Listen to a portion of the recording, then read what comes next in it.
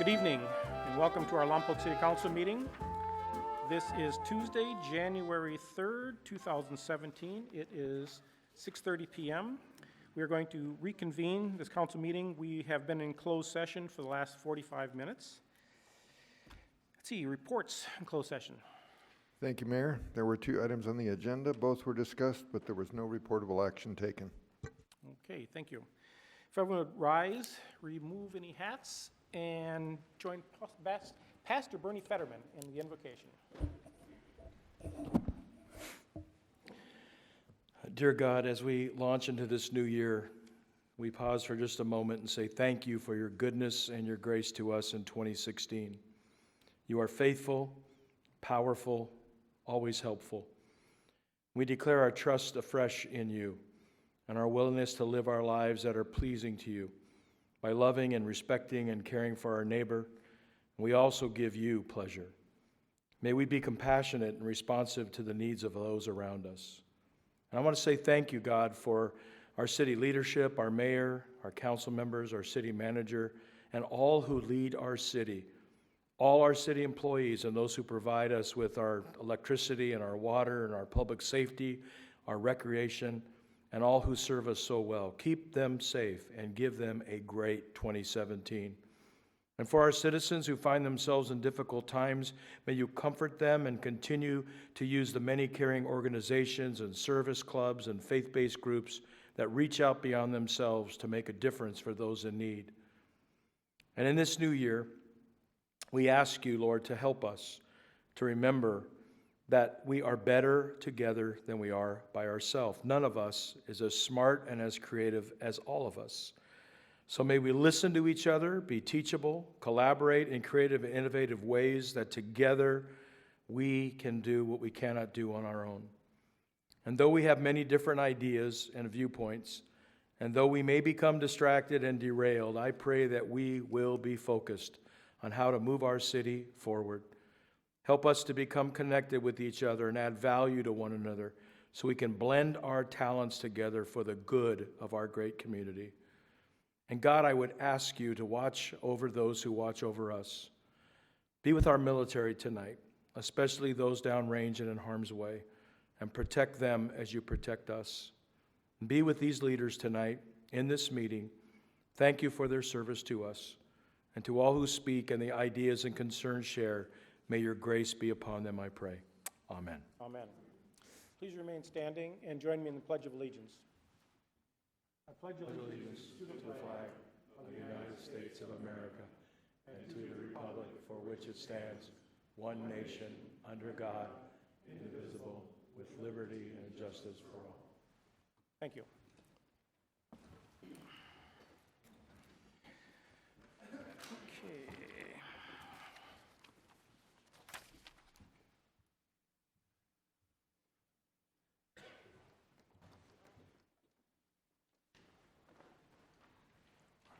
Well, I have the honor this evening. Ken, come on up. Bring your lovely wife, too. No? Okay. She says no. Okay. So, as many of you know, Ken Ostini has recently retired as the CEO, president of the Chamber of Commerce. But what some of you may not know is that Ken has spent many years working on the Economic Development Committee here for the city of Lompoc. You've been here for the Economic Development Committee probably from the beginning, or near the beginning. Okay, from the beginning. While he was on the Economic Development Committee, he helped develop and implement city economic development strategies. He was an advocate for business, recreation, tourism, and workforce development. He built a bridge with our regional partners serving Santa Barbara County Economic Vitality Team and Workforce Development Board, and locally working with Explore Lompoc. You were on the committee on the board for Explore Lompoc, and if you don't know what Explore Lompoc is, I ask you to go to their website, Explore Lompoc. It's probably one of the best sites you can direct someone to for our city, other than our city website, of course. No, it is a fantastic website. And Ken, for many, many other things you've done. I mean, I think you were born and raised here, Lompoc is your home. I'm sure it will be your home still after this, and we just really want to thank you for everything you've done. And as a small token, and it really is, it's a small token of how much we appreciate everything you've done, not only for the city of Lompoc, for our entire city. This is a plaque from the city of Lompoc. It's presented to Canastini Economic Development Committee member in appreciation of your years of dedicated service to the city of Lompoc and its citizens. Thank you very much, Ken. Thank you.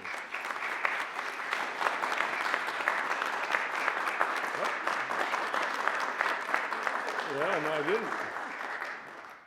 I would just like to say thank you real quick to everyone. It's been a real pleasure. I mean, as most of you know, I'm retiring also from the Chamber of Commerce. Been a long time, but I'm going to be involved in the community. I'm not going anywhere. My plan is to stay here and continue to be involved in different things. Now I get to pick and choose a little bit more what I want to do, but I will be involved. And would like to announce that the Chamber has officially announced my replacement.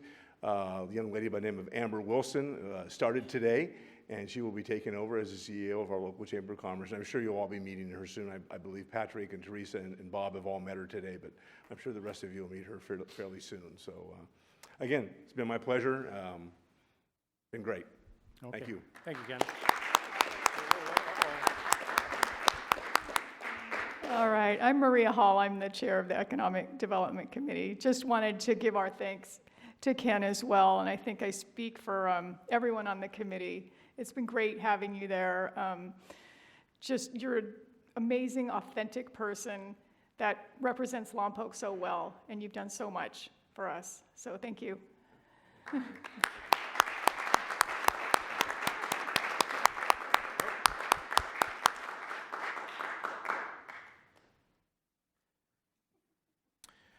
Okay, thank you. Let's see, now we're going to have a presentation by the Economic Development Committee.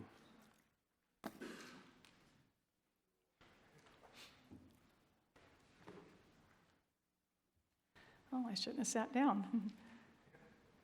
It's going to be on the screen.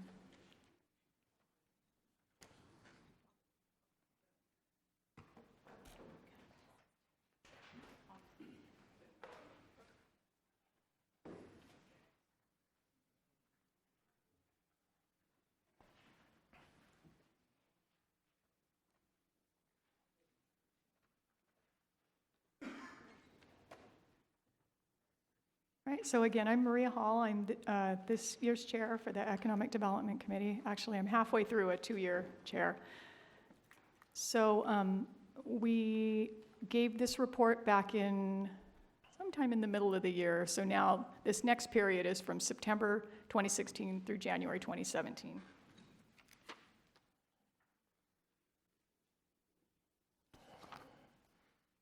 All right, and I'll read, this is our mission statement. Vision statement. Develop a strong, positive image which attracts and retains businesses and residents and visitors that achieves economic vitality in the Lompoc Valley. So we have a 23-member committee. There's sort of 3 different levels to our committee members. We have the executive committee, which is myself, Jeremy Ball's the vice chair. Gilda Cordova represents Visit Lompoc, which is also Explore Lompoc. Tom Davidson and Carol Newsom, they're some of our senior members. And also Rob Traylor has been moved up to the Executive Committee. Then we have our general committee members, and then we also have associate members. And of the associate members, Chelsea Cochran represents the Chamber of Commerce.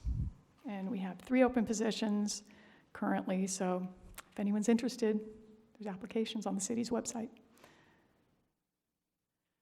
So membership, I kind of touched on this, 22 total members, 10 regular at large, 5 regular positions with their membership tied directly to each council member, and then 7 associate. So current open positions, we have 1 at-large position and 2 open positions with memberships tied to council members.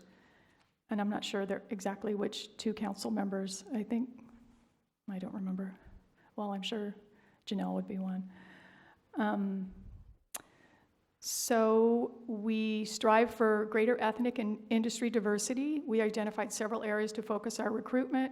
Most of those positions were filled. We still have the Shumash Casino or tribal member. We're encouraging applicants from there, and the FCC, which are areas we've targeted. But of course, anyone's welcome to apply. So we logged approximately 263 volunteer hours just in this last period. So that's above and beyond our regular EDC meetings. And so examples would be going to other meetings, research emails, subcommittee meetings. So some of those, the main events that we went to were the Tri-County Broadband Initiative meetings and the Northern Santa Barbara County Economic Alliance Future Forum. So last year, 2015-2016, we had identified 5 strategic planning goals, and I'll just read them off real high level. One was the fiber feasibility study goals, the RFQ project for the 82 acres near Allen Hancock, which has been satisfied, the investment vehicle and funding opportunities. The progress made there was a grant was awarded for Thompson Park. Added capacity, so the progress made was we did get some new members. One is the Lompoc Valley Medical Center. That's Dr. Bush. Lompoc Unified School District membership, that's Henry Galena. Allen Hancock membership, we have Felix Hernandez. And Vandenberg Air Force Base membership, I can't remember. Oh, yes, sorry, that's Rob Traylor. All right, promote and publicize Lompoc. We still have the EVA awards going on. Some examples of the recent awards were Yoga V, Kendall Shepherd Eye Center, and Scratch Kitchen. We also publicize those through Facebook, and twice a month we have a column in the Lompoc Record, which sometimes is the EVA award and sometimes is other economic development topics. There's also a festival subcommittee, which is working on planning a balloon festival for fall of 2017. So, moving forward.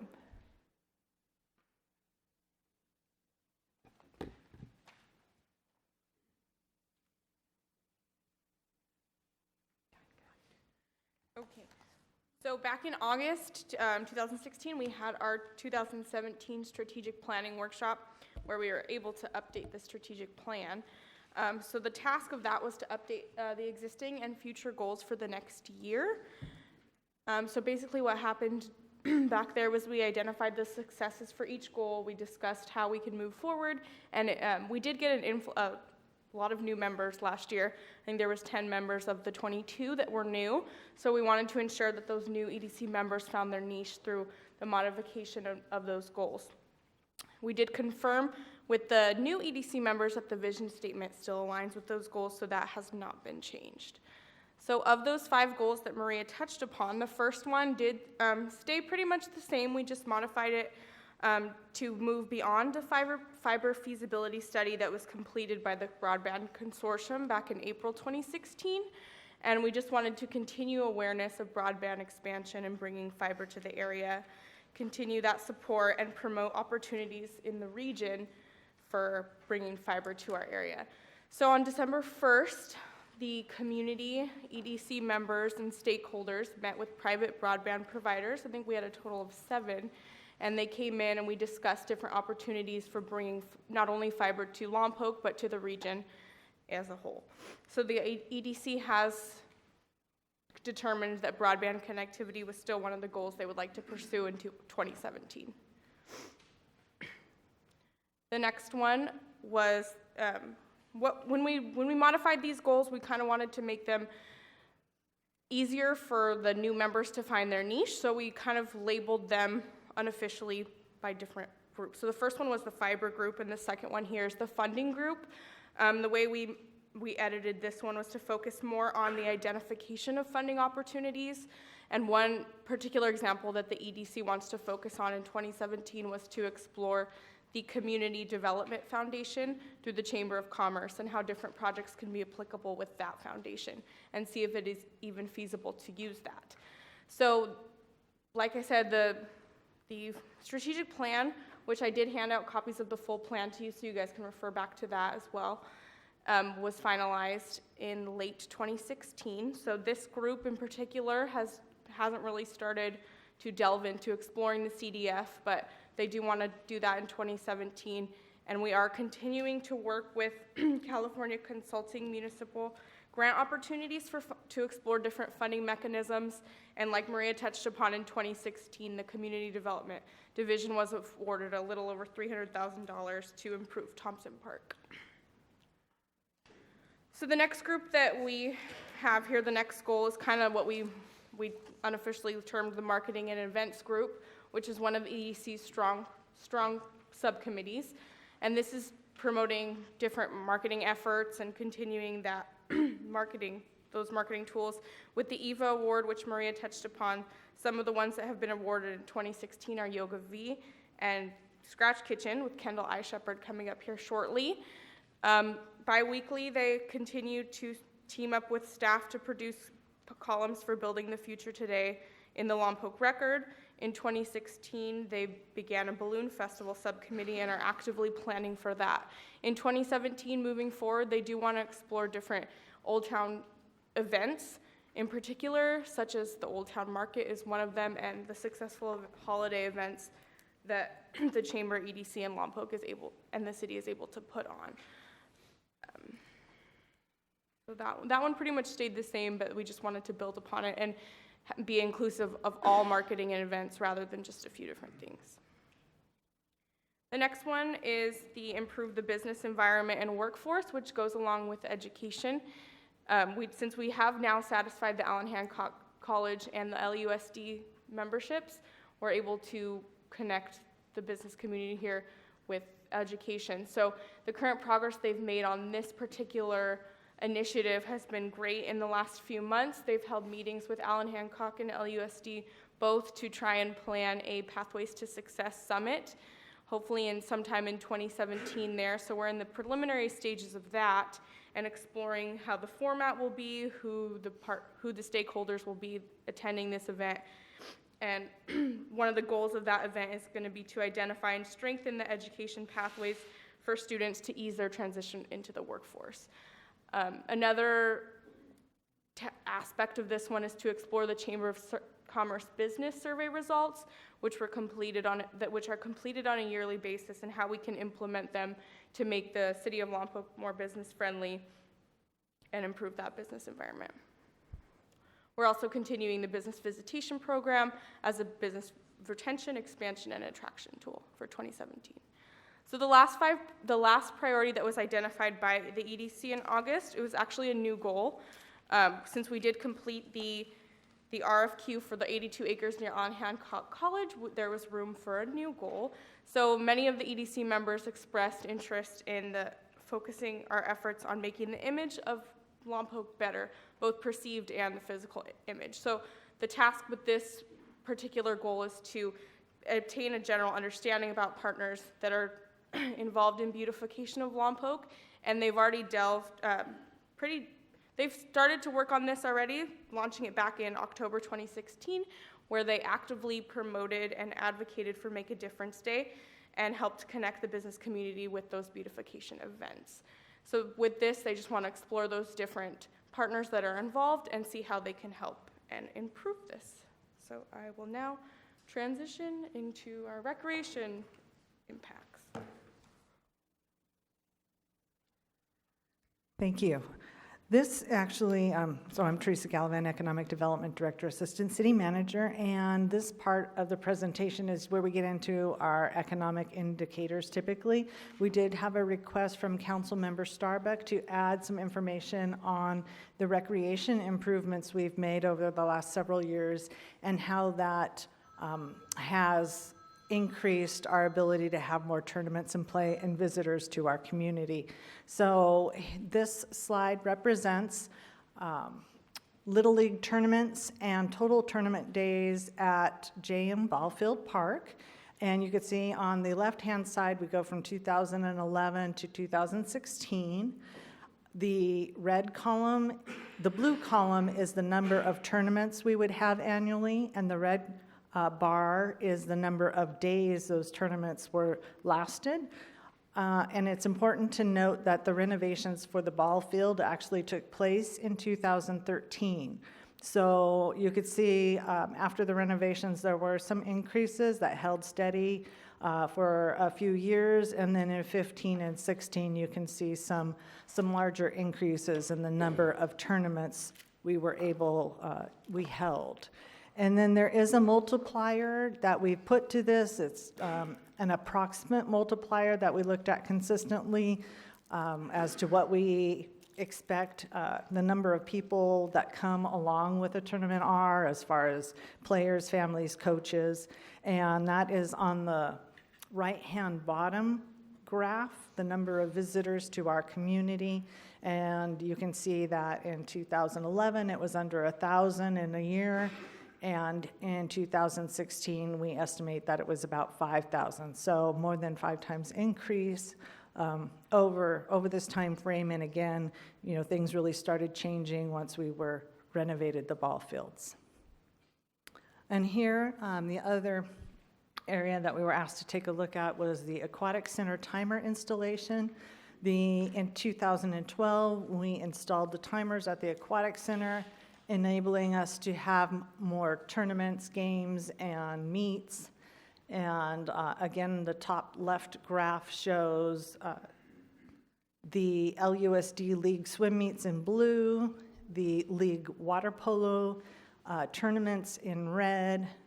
The CIF prelims are in purple, holidays in blue, league finals in green. Good news is that there are some modest increases, and then when you go to the bottom right, you see that by the number of attendees that again was an approximate number of folks that are involved in these types of tournaments, and we do see that increasing as well. So that gives you a little bit. I don't think we've seen any of this data before, so we wanted to share with you, and thank you for asking for it, because I do think it was helpful for us all to put it in this perspective, that these modest improvements into our facilities do help us bring in more visitors to our community, spending dollars here, staying nights here, eating here, going to our service stations. This is the traditional economic indicators that we usually provide for you. Again, unemployment, employment information. We are in better shape than we were a year ago at this time. Where in November of 2015, we were at 6.9%, 6.1% this year. Overall, going in the proper direction we'd like to see. Still more work to be done, but overall going in a positive direction. Sales tax activity, we have put in here for 2016-17 our actual budget numbers. We don't have enough data to give you a forecast at this time for how this fiscal year will end comparative to last year. But we did put in here the budgeted goal. We did recently just get our third quarter results, Mr. Wilkie, is that correct? And it is about 3% over last year for this quarter. However, that's not, there's still some fine tuning of that data, but that is generally going in a positive direction. TOT, the same. We have given you the budget for 16-17. Next time we give this report, I think we'll be able to have an actual closer number for you other than our budgeted forecast, because this was the forecast that we budgeted when we did the budget a few years ago. And the same with property tax activity. That again is a budgeted number for 16-17. So I think this will be more meaningful to you next time we bring this report back to you. New business license activity. This shows you year to date for the 16-17, and it's at 158. We're halfway through the year, so we should get back up into the same range we were the previous year in the 300. Capital development activity, this is based upon building permit valuations. Again, this is year to date, the 13,345, well, 13,345,000. Again, once we get through the remainder of the fiscal year, we should hopefully be in the ballpark of the last couple of years. And where you see things really spike up, some of those very large projects can really skew this quite a bit. So, for example, the hospital, I believe, was in one of the years that is one of the higher $39 million years. This is some new information to share with you. As you're probably aware, we have been working with Retail Strategies to represent the city of Lompoc in retail recruitment. The first several months of our work with them, they did a considerable amount of data collection about our market. And one of the main things that they wanted to discover was, what is our market trade area? And this red outlined area is what they ascertained to be our market trade area based upon all the data that they collected. Then they looked at the market supply available in that area, that geographic area, and the market demand, and they see that there is market leakage of over $300 million that is going out of our area that could be captured. They also took a look at local real estate and analyzed local real estate opportunities. They identified what we have vacant, who's already in the market, and compiled all of this data in order to look at active recruitment targets. And here on the left-hand side, that box talks about store expansions. In 2016, 42,000 stores nationally opened, retail stores opened in 2016. It gives you an idea of the trends for retail growth and the trends for retail contraction. For example, in retail growth, we're seeing a lot in the fast casual food concepts, quite a bit in discounters and apparel, affordable apparel, beauty, cosmetics, fragrances, sporting goods. So these are all areas that are growing. Fitness, health, spa concepts, retail contraction you're seeing in some of your mid-priced apparel or mid-priced grocery, office supplies, consumer electronics, stationery, gift shops. So you can see what the trends are and what they've established. And from all of this data that they've collected, they have identified our top categories for retail recruitment, which they identify as general merchandise. And general merchandise is, there we go, usually is looking at anywhere from 9,000 to 125,000 square foot footprint. One of the other areas that is a target for us is health and personal care, and that usually has a square footage footprint of 1,200 to 20,000 square feet. Clothing is another area, and again, the square footage that usually goes along with a tenant for in that industry of retail, and limited to full-service restaurants. So these are really the top four categories that the analysis led them to, and they have been working and implementing that strategy since we've been working with them, and they've made that analysis. So they are now reaching out on behalf of our community, representing us at trade shows nationwide, making contacts through their networks nationwide with retailers, and continually pitching and promoting Lompoc and what we have to offer here. And they are regularly giving us information about what is going on in our market as well. And one other thing I'd like to point out that they're doing is they are also aware of some redevelopment opportunities for strip centers in our community, and they have been also chatting with developers that are particularly interested in those types of opportunities about what we have here in Lompoc to offer. And this is our last slide in our presentation. We try to provide this to you every time. It is a difficult slide for us to get a really good handle on, but we do try to track all of the businesses that open and close. And if anybody has any that we've missed here, we certainly, the more eyes and ears out there helping us with this information, particularly ones that close, it's very difficult to track. But we do try to give you a sense of the jobs created and the jobs lost in our market in this time frame. Here you could see several openings, several closures, and I think that amounts to about, in this period, 95 jobs created, If you add in the ones that are still online to open here soon, the Solvang Brewing Company, Hilton Garden Inn, the Laundry Room, then that comes to about 246 jobs. So again, it's an approximation, but just want to let you know where we're at.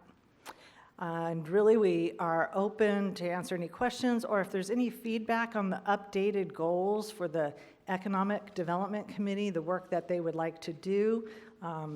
Council, we appreciate your input, any thoughts as we finalize and start implementing the strategy on the initiatives ahead. Thank you. Councilmember Mosby. One of the important economic indicators is housing starts. Is that a number that you guys could track? Yes. So I think it would be important to see that, and that's, shouldn't be that difficult. Thank you. Sure. Councilmember Osborne.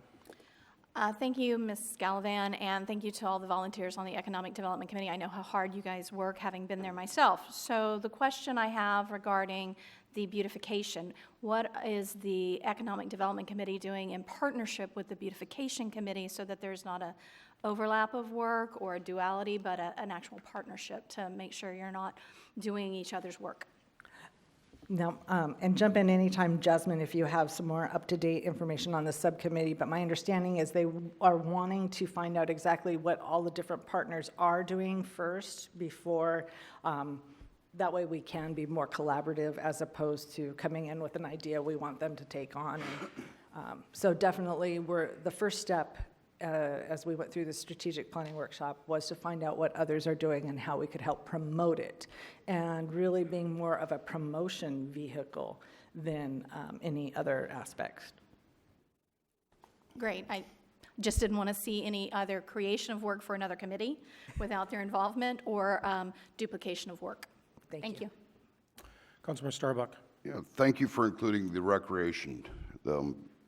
Now we can also include Thompson Park.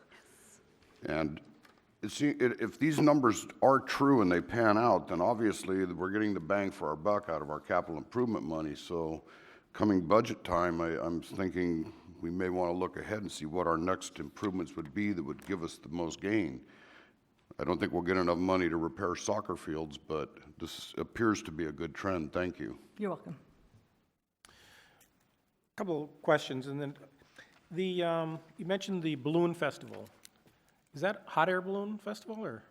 It is. It is. The group has been doing research on that for a while, looking for something that would be a unique niche for the area, and learning about all the opportunities and constraints and challenges and time of year, knowing that we're a windy community.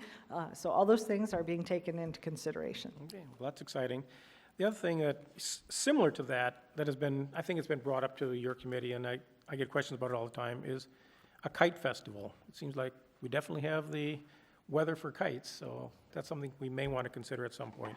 So. I know that came up at one point, and I am trying to remember, I think the balloon part, they decided to go ahead and move forward more with that, but they did look into that, but I'll get a refresher on that. I think the balloon festival I don't think we have it around in the surrounding area, not that I know of. Kite festivals, I believe there are a couple in our surrounding community, so maybe that's why we decided the balloon festival. That's great.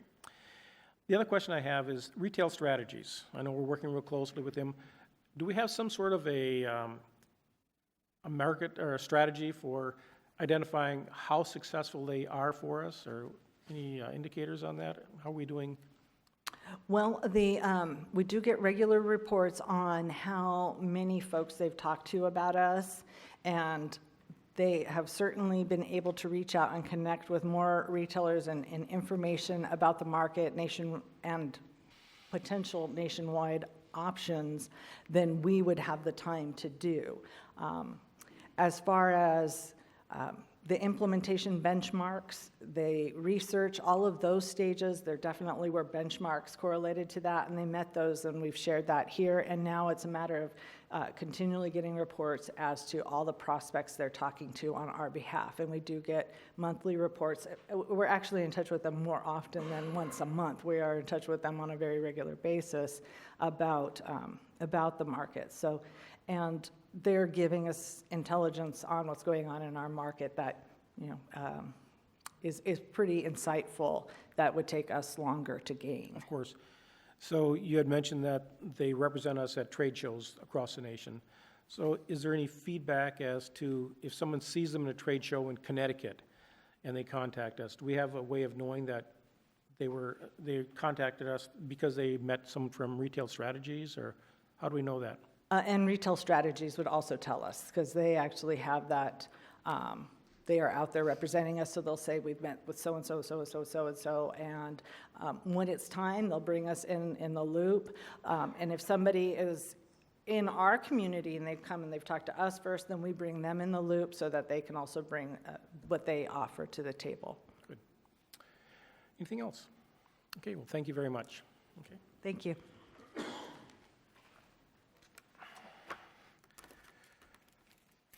Okay, City Manager's report. I have nothing to report, Mayor. Thank you. Good report. Okay, Mayor and council members' meeting reports. We'll start with Councilmember Mosby. Nothing to report. No reports. Councilmember Vega. No reports. No reports. Okay, it's unanimous. I guess we all had fun over our holidays. Okay, we're going to go into now public comment. This is on the consent calendar. You have this opportunity to speak to us for 3 minutes on anything on the consent calendar.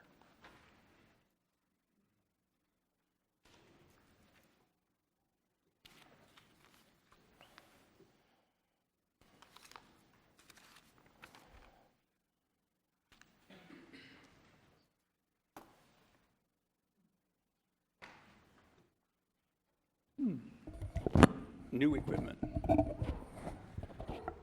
Okay. Don't break it, John. No, hope not. Just want to get it aimed in the right direction. John Lynn, Lompoc resident. Happy New Year to all of you. Glad to see we're all on top of the grass and you're having some fun. I want to talk about various items on the consent calendar, and I'd hope you'd ask some of these questions when the items come up. Number one, with regard to item 3, we're going to spend probably $100,000. Is that currently budgeted, or are we going to eat some reserve money for that? And if so, what's the status of our reserve account? I'm most concerned, I guess, from a utility commission standpoint about item 4, because that contract involves digging in the city streets, and yet there's nothing in there even remotely similar in language to what's being proposed for the city utilities for repayment. I think we currently have an ad hoc committee of the council reviewing the utility charges, and it might be nice to take this item and hold it off for a couple weeks and let them look at it so that a private business that's making money pays the same thing that the city utilities pay, which really means what all of us pay. Item 6, it's interesting, at the council workshop of December 2010, the city attorney stated that we could not put a stop sign in without the necessary traffic reports that showed there was a need, and yet here we are putting stop signs in. And at that time, several of us were asking about stop signs in some of the intersections in town where there is no stop. And it was my extreme sadness in life when I was in the towing business, to go to one of those intersections where a young woman was killed. I can still see her sitting in the car. I don't like to go to that intersection. So if we can, in fact, put stop signs in intersections without necessary traffic impact, I would certainly hope we would consider doing that at the 4-way no-stop intersections, because there have been numerous accidents around town that I've towed out of those, and sadly, one fatality. Item number 7, I have a little concern with the fact that it says there's no impact to the general fund, when the bulk of those things have something to do with the general fund. Hopefully we've raised some rates to cover those additional costs, so that's a question I would ask. And then finally, item 9, I think placing an item on the consent calendar for $3.5 million is first a violation of the council and the staff's fiduciary duty to the public, and it is surely not even remotely transparent. I would urge you most strongly to pull this item and make it an agenda item, and then I would like to talk to you about it at some length. I have a number of concerns about the components and the fact that they don't bear any resemblance to past council actions that brought this item here. Thank you. Thank you. Anyone else?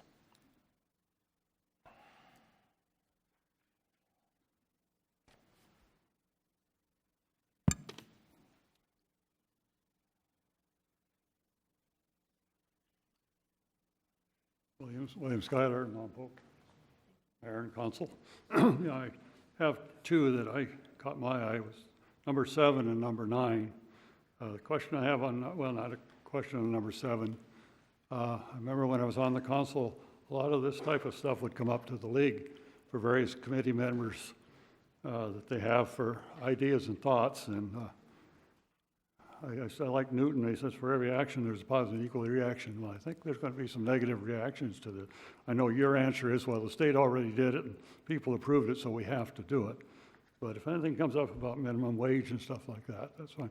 Some businesses are working on high volume dollar items. You can get whatever you want, such as a doctor or a new Mercedes or something like that. But I work in, a lot of my products are sold for less than $100. And you start putting $15 to $18, $20, $30 an hour minimum. Here you're running up a third of the cost of the equipment, just on an hourly rate to have somebody try to work on it. So if in the future, if our representatives to the league, if these types of things come up again, remember that for every action, there's a positive and equal reaction. And then on number 9, if I remember right, in the council, a few years back, we lettered every vehicle, or every vehicle had a number, and we started a vehicle replacement fund, where when a vehicle was bought, it was figured it was going to have a 10-year life, that we would put in so much money every year. So hopefully it would eventually get a vehicle fund that would be able to have most of the money available when you buy these things.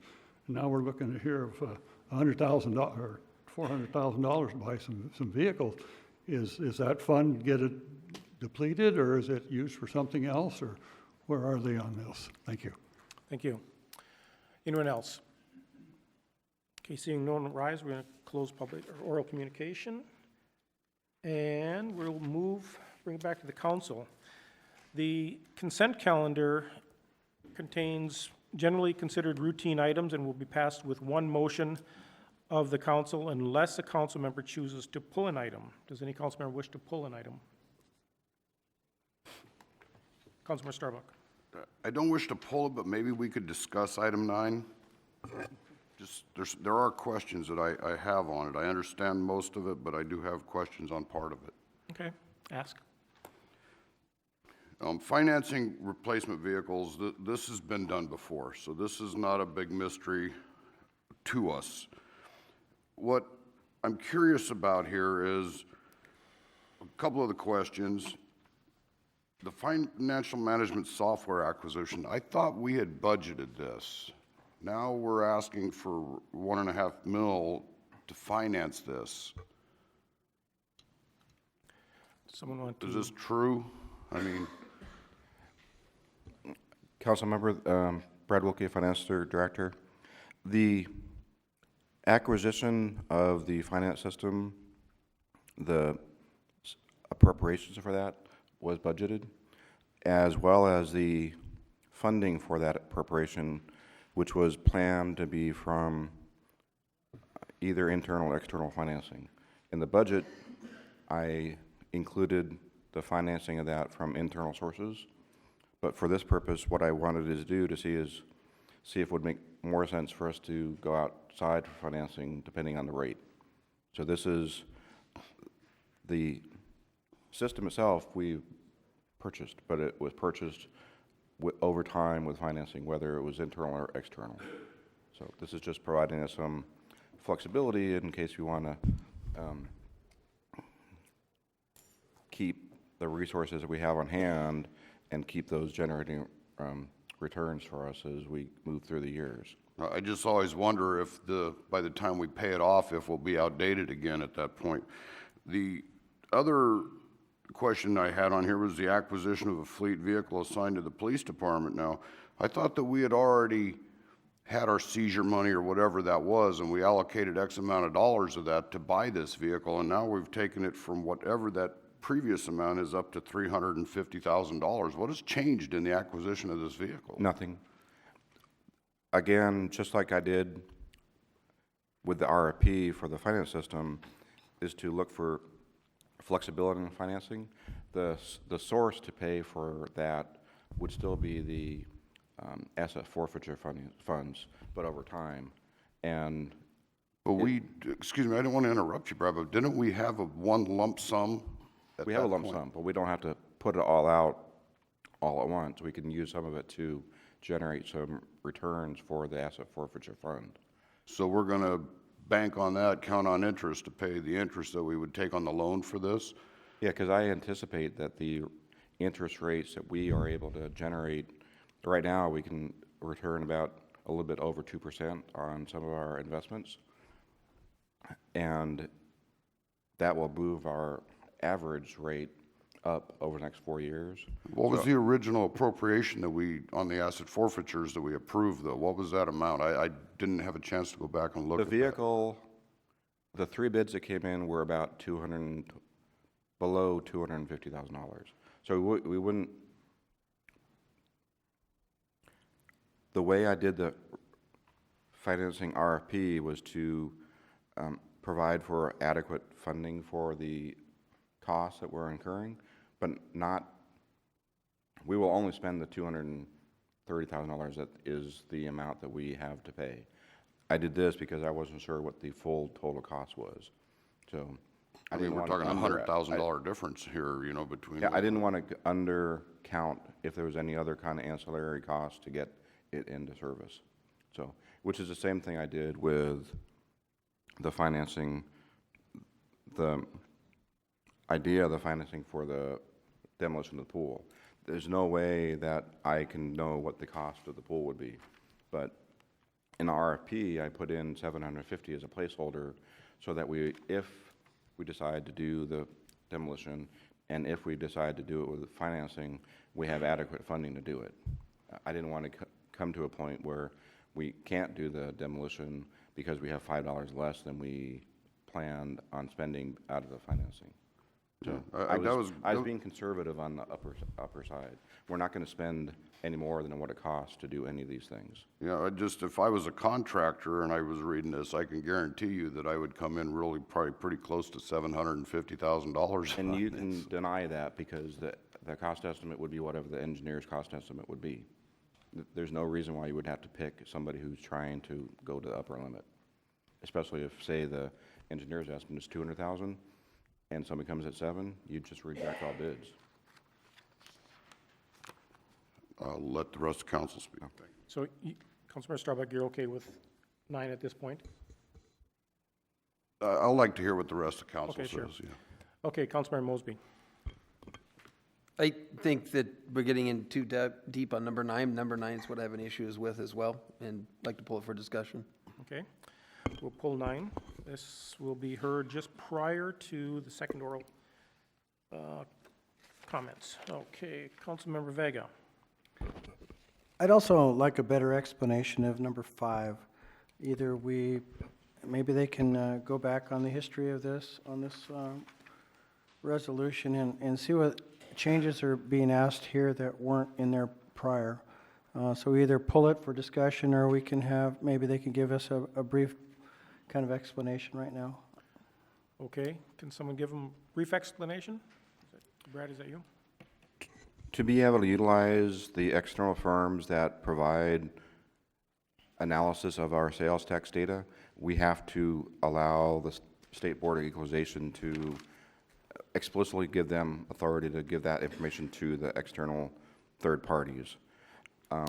We currently have a contract and a resolution that provides for HDL to do our sales tax analysis, and they also provide us with the service of finding errors. The reason I brought this forward was to provide us a second avenue for coming up with revenue estimates for our 17-19 budget. We can utilize both firms to give us, as long as they get the information from the board, they can give us their independent third-party estimate of what our revenues will be in the next 2-year budget cycle. And I thought that would be a good thing to have with a revenue stream that is as vital and important to the city as sales tax. In addition to that, it also provides for that information to be distributed to certain named positions in the city. And we're actually reducing the number of positions that are authorized to receive this information that's in the city from the resolution that was in place in 1998 or so. So those two reasons are why I thought it would be good to bring this forward to freshen up the resolution and utilize the current language that the Board of Equalization has for that dissemination of tax information, which is inherently protected because of confidentiality rules, primarily because it's information that people are making their living off of. Thank you, Brad. I have one more question here on item number 3 on the consent calendar, on the legal representation on third party. I'd like to see if any of the costs to hire this outside attorney, is this budgeted, or what fund does usually the costs come from to pay for these third party? It's budgeted. And It's already coming out of budgeted? our- yes. Okay, Yeah. gotcha. Thank you.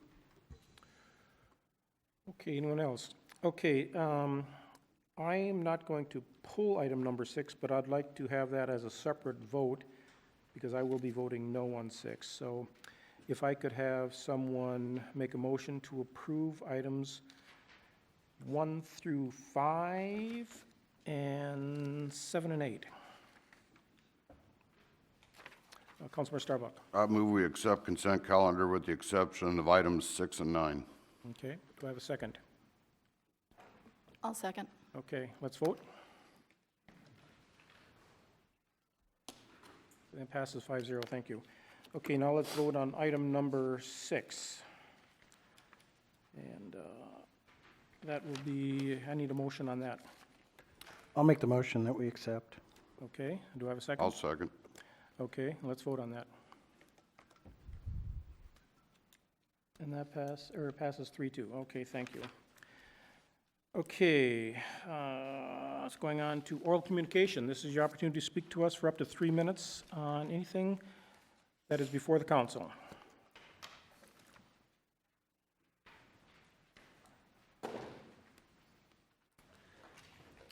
Good evening, Mayor, City Council, and Lompoc residents. My name is Chuck Flax.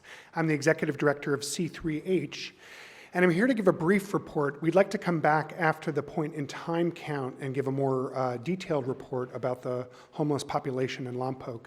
But I wanted to give you an update on the $16,000 that you've approved for this fiscal year and what we've been doing with it. I'm going to run on the list quickly. We've helped house 4 individuals, including one this week, with 2 more who have signed leases. No one that we've housed has returned to homelessness. We've provided housing retention support for 3 other people with ties to Lompoc. We're currently working on 2 reunifications with families who are experiencing homelessness currently in Lompoc to other regions outside of the state.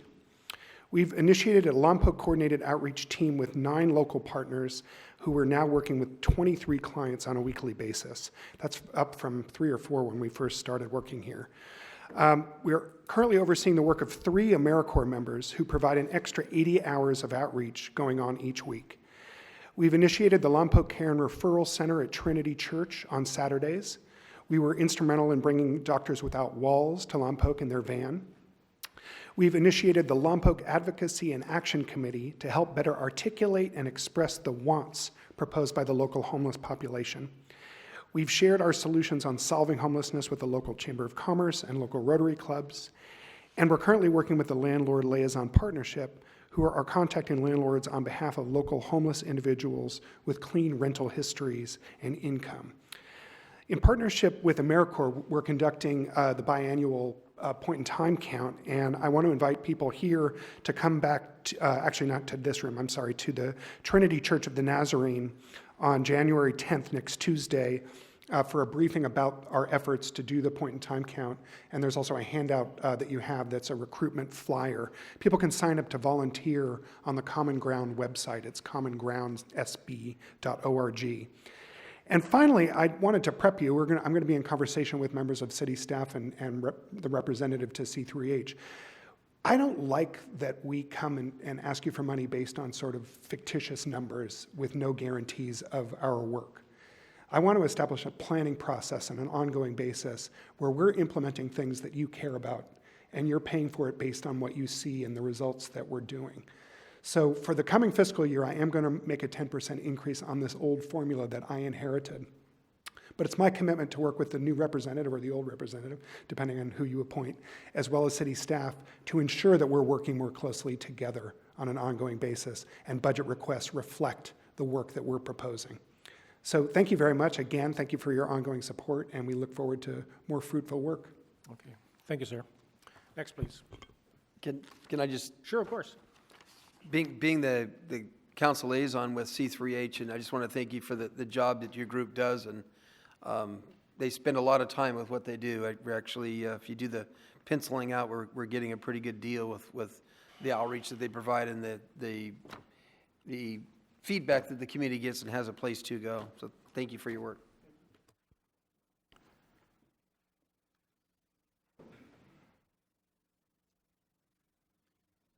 John Lynn, still from Lompoc. There's an old saying that many actions have unintended consequences. And so a while back, we on the council voted that we needed to update our fees, and we created a new fee study, and you all voted for it, and it was put into place. So I want to talk about some of the unintended consequences. Now you need a building permit to change a toilet. Now you need a building permit to change a kitchen faucet. Now you need a building permit to replace a broken window. Now you need a building permit to replace a door that's pre-hung on a jamb. Now you need a building permit to replace the ballast in a fluorescent lamp. And I'm sure there are many more that haven't come to my attention yet. So what does this do? Well, I think you'll all recall back around 2008, 2010, there was something in Lompoc known as a Sunday modernization, and that's what retail stores generally did to update their store. And homeowners also, because guess what? There wasn't any city staff out on Saturday or Sunday. And I think that's what we're seeing again, because people are reacting very adversely to these kinds of things. And you as a council need to decide if that's what you intended. I don't think it was when that fee study was passed, and what needs to be done to resolve it.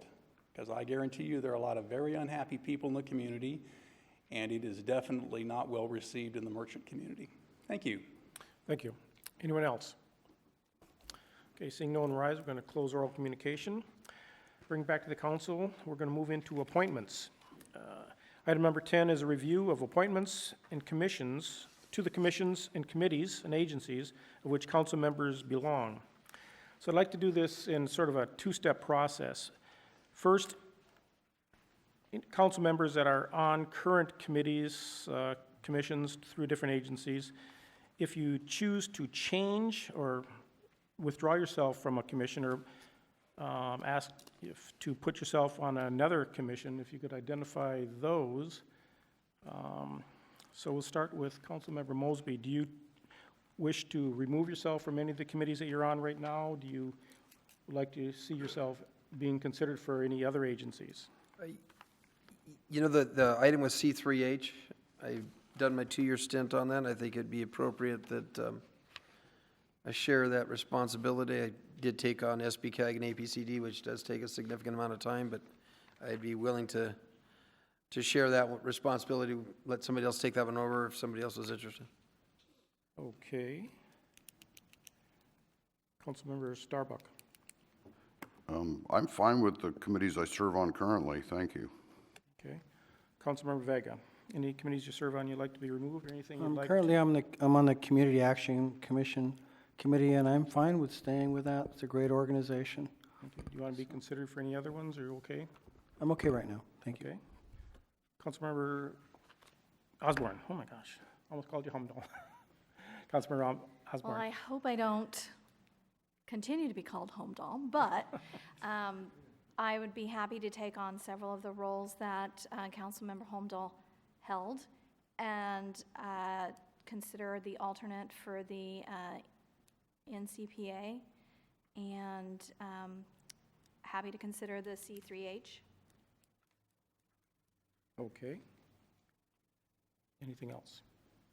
Okay, so let's just sort of go back down right now. We'll start with the first page, which is Central Coast Commission on Senior Citizens.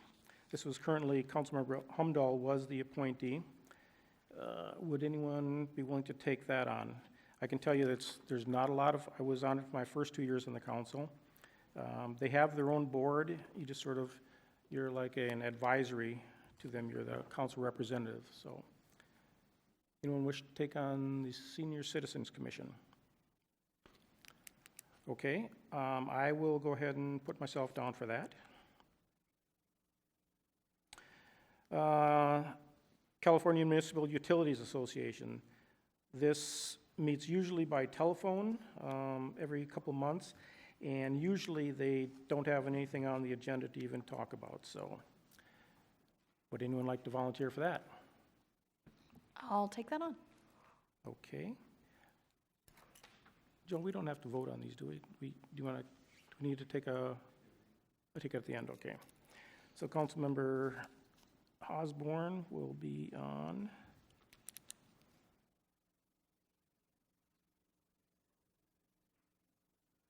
Okay, number 3, it's Santa Barbara City Council Selection Committee. That is assigned to the mayor, so I will remain on that, or I'm willing to. Okay, let's go down on the second page, Community Action Commission, and we don't have to worry about that. That's Human Services Commission. Okay, Councilmember Starbuck, you wish to remain as the liaison for the Chamber of Commerce? Yes. Okay.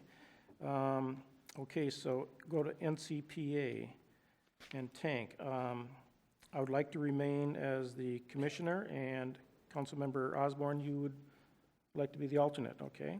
So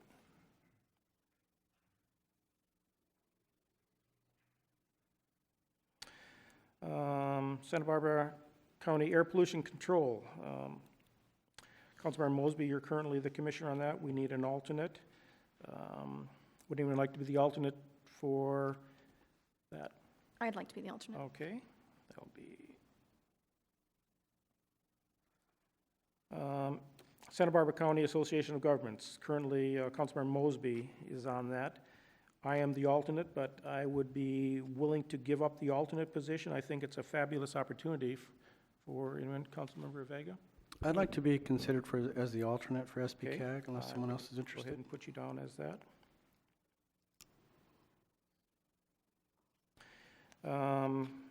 Councilmember Starbuck, you are the representative for the Breeze. You want to stay on that? Yes. Okay. Municipal jurisdiction of solid waste. Councilmember Vega, you're the alternate. Councilmember Humdahl was the commission counsel. Councilmember Vega, would you like to move up to the council position? No, I'd like to refrain from that. Okay, would anyone like to take on the task of the council representative? Meets every 2 months. I'll take that. Okay. Let's see. Okay, that was that one. And then Central Coast, this is C3H, Central Coast Collaboration with Homelessness. I'll take that one. Okay, I think you'll do very well with that. It's a great organization, and you're gonna have, even though I believe you'll concur that Councilmember Mosby did a great job with you, I think Councilmember Osborne will do as well, or better. And that is it. So, okay, does anyone have anything else to add, subtract, delete? Oh, Councilmember Osborne. No. Nothing, okay. So with those, Are you going to remain the alternate on C3H? oh yeah, so would anyone like to be the alternate for C3H? I'd take alternate if you didn't. Oh, sure, okay, good, okay. Councilor Mosby will be the alternate, okay. Sounds good. Do you have that all down? Okay. So, with those changes, I'd like to have a motion to approve these appointments. Can we go over them again? Okay, so I need a motion. I move to accept all the current nominees for the positions to outside agencies. Okay, I'll second it. okay, it's been moved and seconded. Any discussion? Let's vote. Okay, that passes 5-0. Thank you. Okay, now we're going to go to appointment for council nominees for the following commissions, and it's for the Beautification Commission, Human Services Commission, Parks and Recreation Commission, Planning Commission, Public Safety Commission, and Utilities Commission. We'll take these one at a time, starting with the Beautification Commission. So we have 3 openings, and we only have 1 application. Was this application, is certain council member was looking for them? Okay, then I'll tell you what, as my appointee, I'd like to nominate Beatrice Doyle to the Beautification Commission. I'll need a second. I'll second. Okay, any discussion? Let's vote on that. Okay, that passes 5-0. Okay, so just so the other council members know, we still need 2 other appointees, Councilmember Mosby and Councilmember Osborne, for the Beautification Commission. Okay, Human Services Commission, we have 3 openings, and we're very fortunate to have 5 applicants. So let's see, this is for Councilmember Mosby, Councilmember Osborne, and myself. Councilmember Mosby. I'd like to nominate Maria Millsaps to fill my position, Okay, my appointment. and do I have a second? I'll second. Okay, let's vote on that. Congratulations, Maria.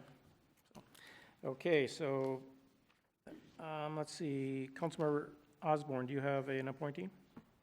I'd like to appoint Kenny Agbodik. Okay. Okay, okay, do we have a second on that? I'll second. Okay. Discussion? Let's vote. That passes 5-0. Okay, for my appointee, I would like to nominate Barbara Holt as my appointee, and I'll need a second on that. I'll second that too. Okay, so any discussion? Let's vote. And that passes 5-0. Okay. Moving on to Parks and Recreation. We have 3 openings, and we have 3 applicants. Let's see, Pat Brady is my current appointee, and she has asked to be renominated, and I would like to nominate Pat Brady as my appointee. I'll need a second on that. I'll second. Okay, any discussion? Let's vote. That passes 5-0. Okay, Councilmember Mosby, do you have an appointee? Nominate Charles Summer. Okay. Do I have a second for Mr. Sumner? I'll second. Okay, it's been moved and seconded. Let's vote. And that passes 5-0. And Councilmember Osborne, do you have an appointee?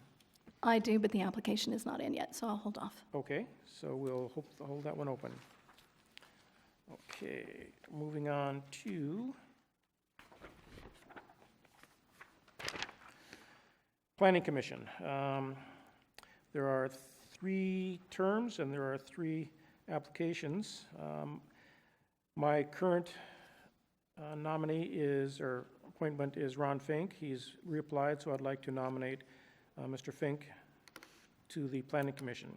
And I'll need a second on that. I'll second. Okay, it's been moved and seconded. Going to vote. That passes 5-0. Let's see, Councilmember Rosborn, do you have an appointee? I will renominate Federico Ciccone. Okay, and do we have a second on that? I'll second that.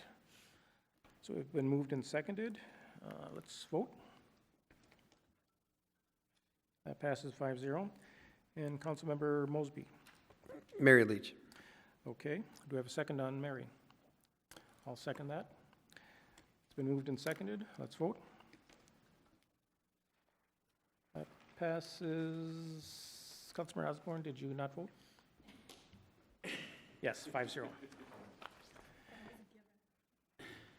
Okay, Public Safety Commission. 3 terms, 3 applicants. And let's see, this is Councilmember Mosby, Osborne, and myself. Commissioner Hollingsworth is my current appointee, and she has reapplied, so I'd like to nominate Amanda Hollingsworth, and I'll need a second on that. I'll second. Okay, it's been moved and seconded. Let's vote. That passes 5-0. Okay, Councilmember Osborne, do you have someone you'd like to nominate? Frank Campo. Okay, Frank Campo, and do I have a second? I'll second. Okay, it's been moved and seconded. Any discussion? Let's vote. That's 5-0. And Councilmember Mosby? And Maria Giniga. Okay, Maria, do we have a second on that? I'll second. Okay, it's been moved and seconded. Any discussion? Let's vote. That passes 5-0. Okay, Utility Commission. We have 3 openings and 4 applicants. Let's see, Councilmember Mosby, do you have someone you'd like to nominate? I nominate John Lynn. Okay, do we have a second on that? I'll second. Okay, any discussion? Let's vote. That passes 5-0. Councilmember Osborne, do you have an appointee? Not at this time. Okay, I'd like to nominate Tim Smith as my appointee. I'll need a second on that. I'll second it. Okay, any discussion? Let's vote. And that passes 5-0. Okay, so I'd like to encourage everyone to get their nominations in as soon as possible, so get this filled. The Human Services Commission, we've completely filled? I think it's filled. Okay, good. The reason I ask about Human Services, it's very important on that one because they get ready to do their, review their applications, and that's a pretty time-sensitive item. Okay, moving on to council request. Councilmember Starbuck, this is your show. Thank you, Mayor. One of the things that I wanted to talk about was we have a quarterly council ad hoc on transparency where 2 members of the council will meet with the public here on the floor and discuss transparency. Well, my thoughts on this were Mayor Lingle and I sat here last time. We spoke with several people for a couple of hours of the public, and in another month or 2, 2 other members of the council are going to be sitting here on the floor addressing the public. Well, since it's an ad hoc, I could not discuss any of this outside of Mayor Lingle and myself, but now with it on the agenda, I'd like to go ahead and brief the council on what was discussed at our transparency meeting so that if there's items that we find interesting, we could bring up or discuss, but it will put the public's thoughts here on the dais for now. This will only take a few minutes. Full staff reports attached to the agenda when posted was one of the big concerns. Standardization of commission agendas, scroll future commission, committee, and council meetings on breaks during the council meetings, an annual master calendar, and include that as part of this council handbook that would describe what comes up every year on time. Make the website easier to navigate, and public participation in an acknowledgement of positive things through the website. The use of utility bills to disseminate information, a sign in the lobby out here, the use of the Parks and Recreation mailer could be expanded to include other items from other departments, customer satisfaction surveys, a sheet that lists all fees, permit costs, and impact fees per unit of development for people as they come in, the Brown Act update on the website. What are we going to be accomplishing at the end of this meeting? Well, that was a good question, and that's why I brought it up here to the council, so that you are all aware of the discussion that Mayor Lingle and I had. So the next two, I would make copies or whatever I'm legally allowed to do of this, so that whoever, the next people that sit on the council ad hoc on transparency would have this available, and we can eventually take actions.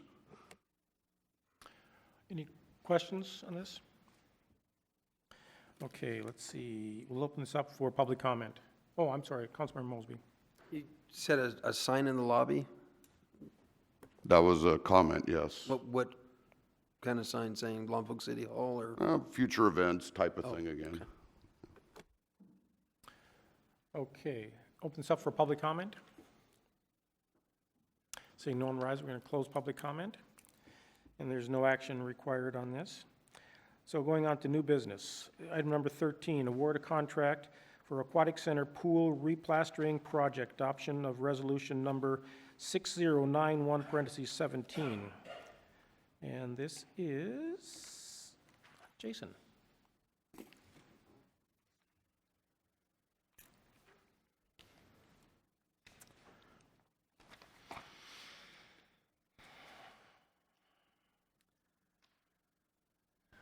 Good evening, Mayor Lingle and fellow City Council members. I want to wish you all a Happy New Year.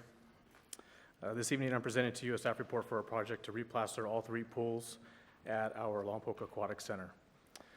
Staff recommends the City Council to take the following actions. Award the contract to Condor, Inc. for the construction of the Aquatic Center Pool Replaster Project.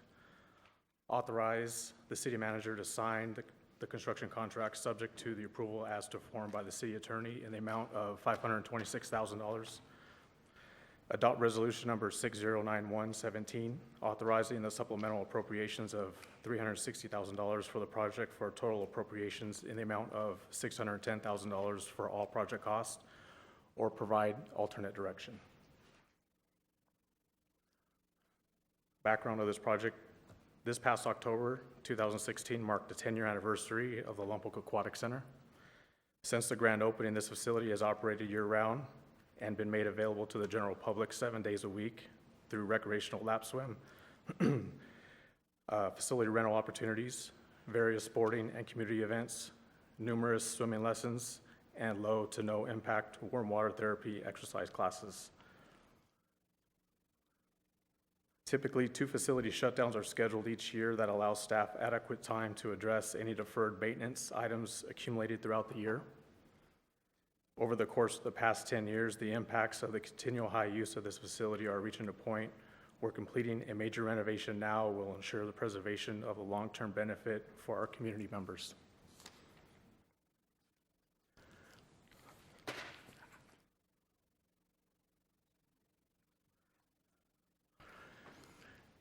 In discussion, the staff is proposing to complete the project during the scheduled 2016-2017 winter facility shutdown. The project will consist of surface demolition, installation of new tile, and replaster of all 3 pools. Construction is targeted to begin on January 9th, 2017, and is planned to be completed the week of February 13th, 2017. The Aquatic Center is planned to reopen and resume normal scheduled services the first week in March of 2017.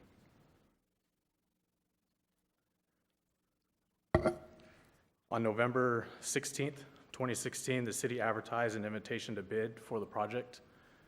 3 licensed pool contractors showed interest in the response to the invitation.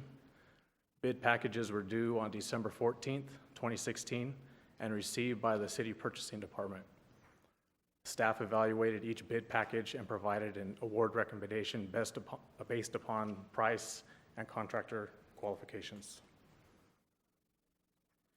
The three contractors that showed interest were Condor Inc., who was established in 2002 and is located in El Monte, California. Condor Inc. specializes in new construction and rehabilitation of commercial aquatic facilities.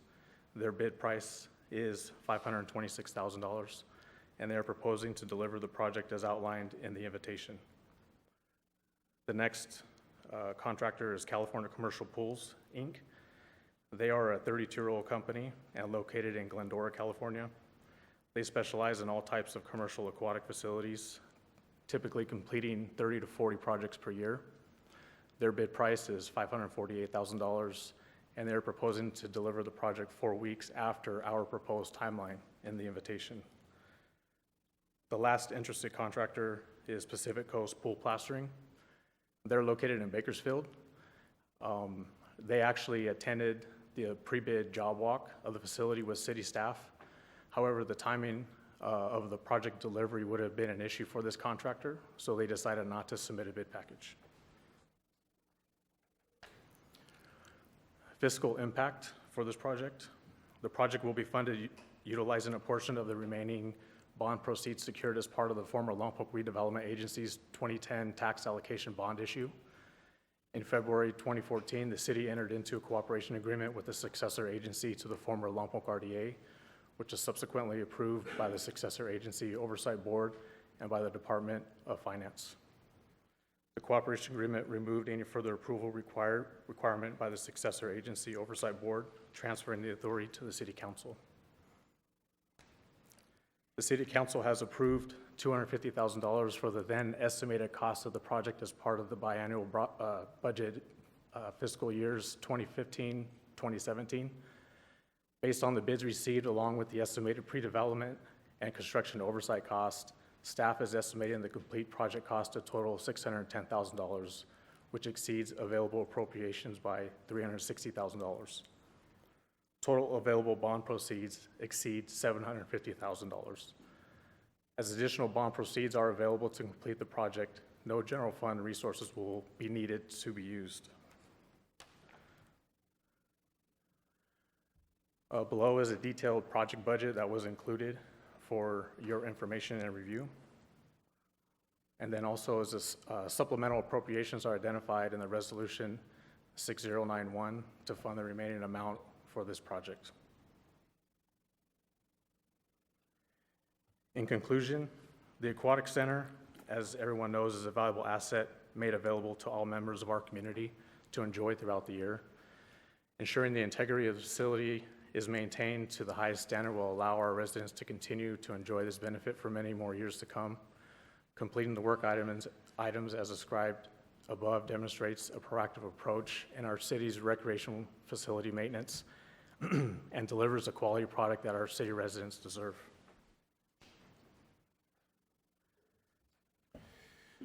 Okay, thank you. Any questions for Mr. Rojas? Councilmember Mosby. Can you go back to that pool picture, 10 slides back or so? Sure. The one that showed the spotting? This one? Yeah. That's, you kind of referenced that was because of the increase, the wear and tear on the facility, or do you think there's some other cause for that? This picture here shows some of the patchwork that's been done over the years. This work, if you visited the site, you can see that's been done throughout each and every one of the pools. Some pools, like the therapy pool, it's more prominent throughout where there has been damage over the course of the years. It's really hard to say there's one definitive answer or smoking gun that really has caused it. In speaking with some of the staff that's been with this facility throughout the duration, throughout the 10-year lifespan, the initial startup of the water, from what I've found out, the startup wasn't done properly. So there was some initial etching that was caused initially, and that prolonged some of the damage that was done. And then, of course, over the high use of the facility over the course of the years, it just kind of got worse throughout the years. Where there was major issues and major concerns, our staff went in and chipped out some of the worst areas and replastered some of those spots, which you can see in these pictures here. But there are a lot of areas in our pools where the plaster is already starting to chip away, and you can see that if it's prolonged any further, it could start causing damage where it'll lift and separate from the gunite base. So it really does need to be addressed. It could be a combination of the startup process initially, or some of the chemical process that is being used as part of the treatment. And do you have a picture of the therapy pool? Because I guess you've done some other. I don't have any here in this slide, but our therapy pool was recently just epoxy painted to kind of address some of those issues on the bottom of the surface to help some of the people who do the low impact or no impact exercises in there. However, we had just drained the pool to do the winter maintenance on it, and it's still in really bad shape even after the epoxy paint. I just went out there this evening before this meeting and to take a look at it, and it's still pretty bad even after the epoxy paint. It's really rough, or is it? Yeah, well, both. You can tell in some areas it's pretty lifted in some spots, and then the surface is rough, even on the sidewall and on the steps. So the therapy pool, in my opinion, is in really bad shape. Thank you. Councilmember Starbuck. Yeah. Mr. Rojas, I'm going to address Mr. Wilkie on this real quick. Could you kind of give us a little pedigree on the funding, because it's very hard to read. I'm sure the public has a hard time. I mean, we say no general fund, but we have successor agency and redevelopment, and just let's make it clear where the money's coming from. Who's paying for what here? When I arrived here in 2009, the city's redevelopment agency was still active.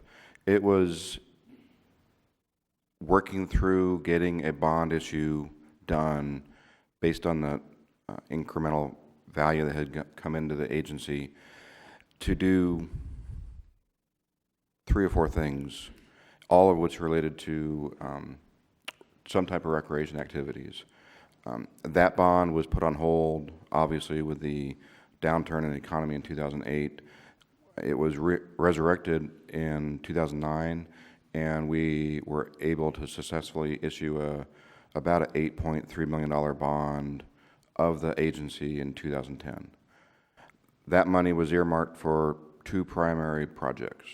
The dehumidification project for the pool, which allowed for the installation of the dehumidifier, and also to do some repairs of overly fast corrosion that had been caused by not having the pool area conditioned right.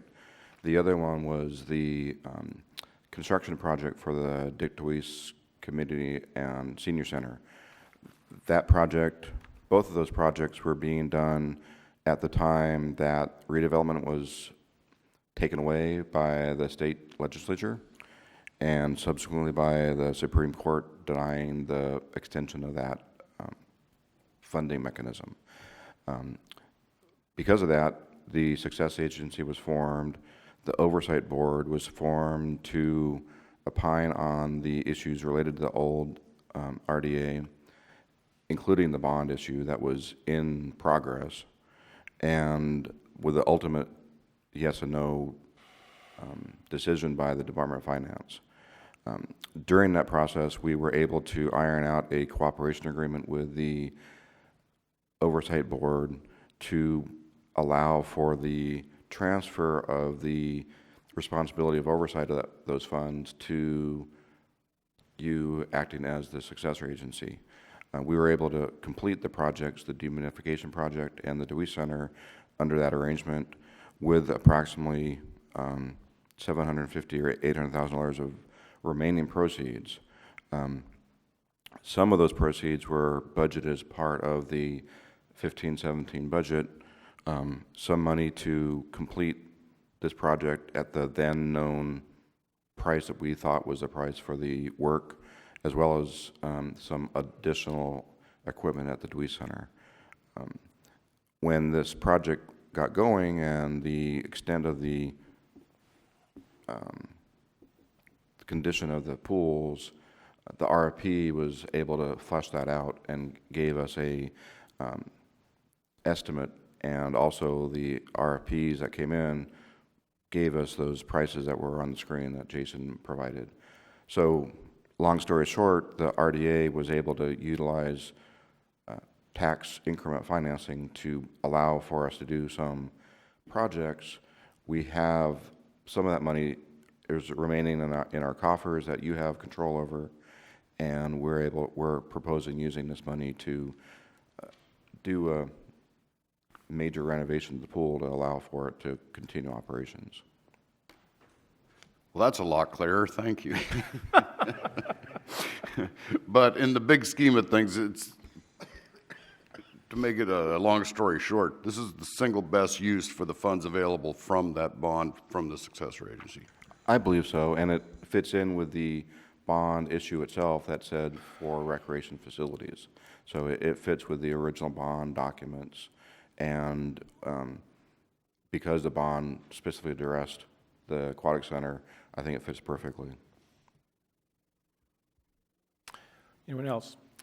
Mr. Rojas, I just have two quick questions for you. And you may have mentioned this, but how long will the center be down, or the pools be down?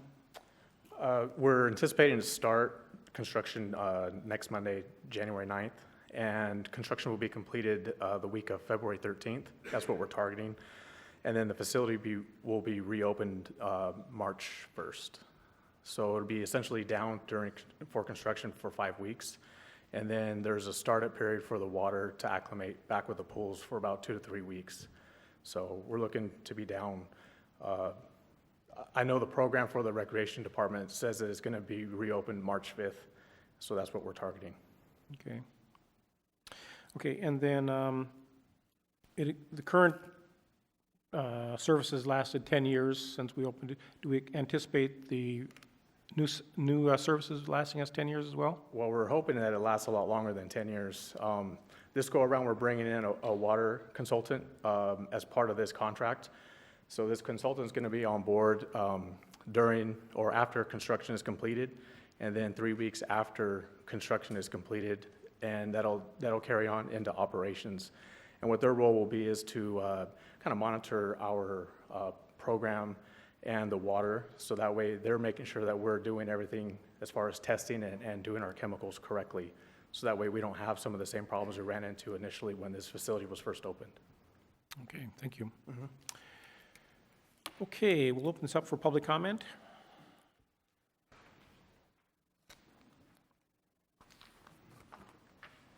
Good evening, Mr. Mayor, council members. Thank you for the opportunity to speak this evening.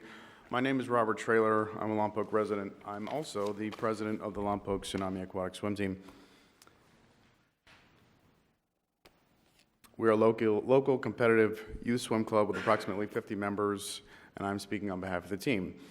The Lompoc Aquatic Center is our primary practice facility and the venue we use to host USA Swimming sanctioned swim meets.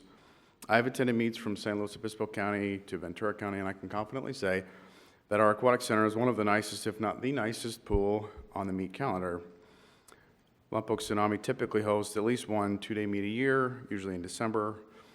The project under consideration this evening was, at least as I understood it, initially planned to span between Thanksgiving and New Year. Based on that schedule, we canceled our December meet.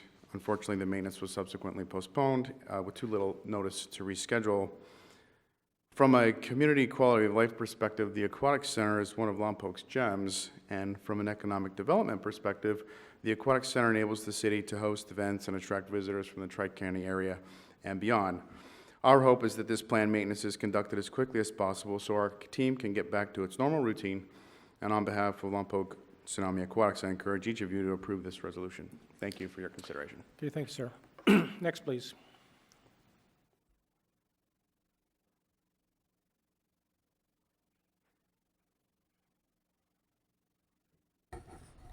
John Lynn, still Lompoc resident.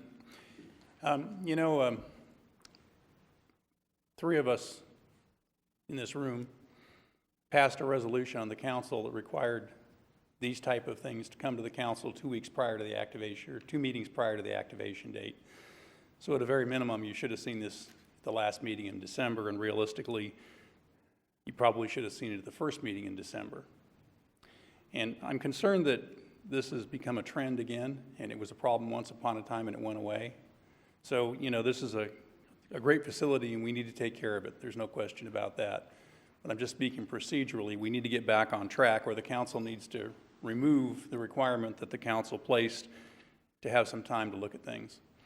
I am disappointed, knowing what I know about pools, that we didn't look at the option of putting fiberglass in if we were going to go to this much work. Although fiberglass is a little more expensive at the front end, we do have that money on hand. And in addition to being a much more durable surface, typically lasting 25 to 30 years, it also is basically a heat blanket. So it reduces the amount of heating that you have for a large facility such as we have.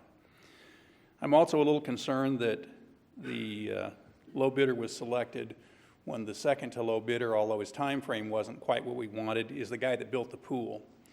And one of the things that we would have from someone who was the builder is we would see a lot fewer change orders.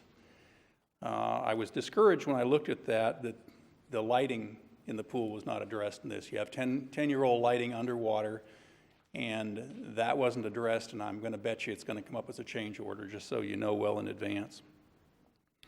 So I think my number one concern is that we stop doing this or change the rules so we no longer expect things to come in a timely manner.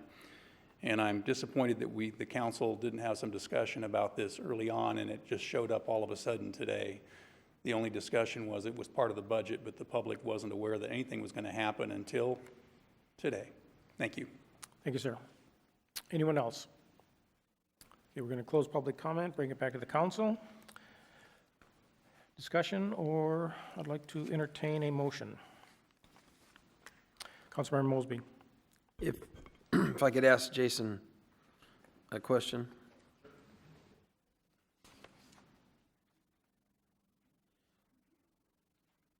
Is there a reason why maybe we didn't look at fiberglassing the pool or as an option? To be quite honest with you, I have not looked at doing fiberglass ever in a pool remodel. I have looked at it today. Typically for doing pool remodels, I've always just gone with standard plaster with over a gunite overlay. So doing a fiberglass overlay for a rehab pool, I have not ever looked at doing that type. For new construction, I know fiberglass is typically done on like a pan, so it's very limited in your options. So, I mean, if that's something that City Council wants us to take a look at, I mean, that's something that we can definitely explore. I'm not sure longevity-wise how well that holds up.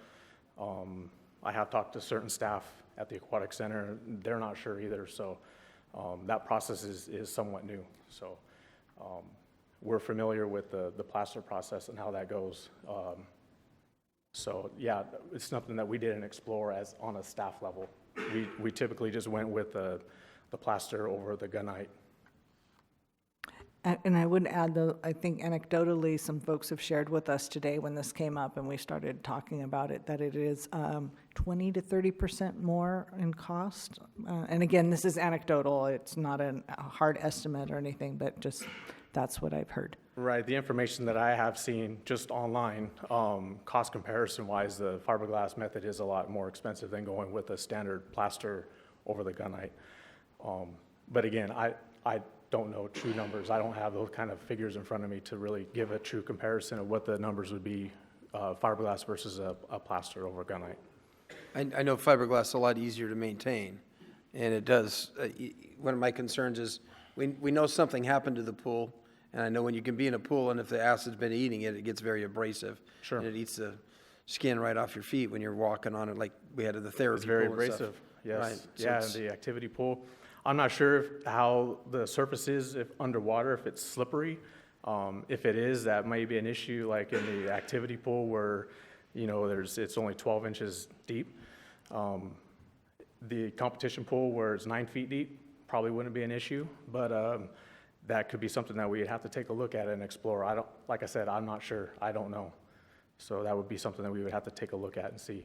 I don't know what the surface is like underwater, how slick it may or may not be. I don't know. If we go at the standard plastering of the pool, we don't, 10 years from now, we don't want to be looking at this again because of whatever it was that caused whatever it was. We're not quite sure how it happened, but 10 years, it seems like a short amount of time to be putting another $600,000 into a pool with the material falling apart, so. Yeah, from what I understand, there was an issue with the initial startup, and if you don't address the water chemistry correctly from the initial startup, you're going to have issues from it throughout the duration of the lifespan. So that's the reason why we're bringing in a consultant from the very beginning now, so we don't have those same issues moving forward. Just for this short amount of time, I know it's times of the essence. I'd hate to throw a wrench in it to see, but it would have been nice to, maybe we can get some education on the fiberglassing of it. Maybe if it comes down the road in 10 years, we definitely do that, but I think it'd be good to observe, because I know in my own experience, the glassing of a pool is a little bit more, but it's a lot less maintenance, significant amount. And what I've seen through the county health department too, I know that they've spec'd out specific colors for plaster pools. I have not seen any literature for them to bring out any specs for fiberglass pools for colors. So again, I'm not sure. I would need to look further into that. I just don't know. Right, thank you. The county health department, we have to get a permit through them, so I just need to verify that. Okay, other discussion, or I'll entertain a motion. Okay, I will make a motion that we accept staff recommendation and adopt resolution 6091, parentheses 17. Do I have a second? I'll second. Okay, it's moved and seconded. Any discussion? Let's vote. That passes 5-0. Thank you. Okay, written communication. No, written communication first. Yeah. Nothing. Okay. Now we'll go to item number 9. And item number 9, Mr. Wilkie.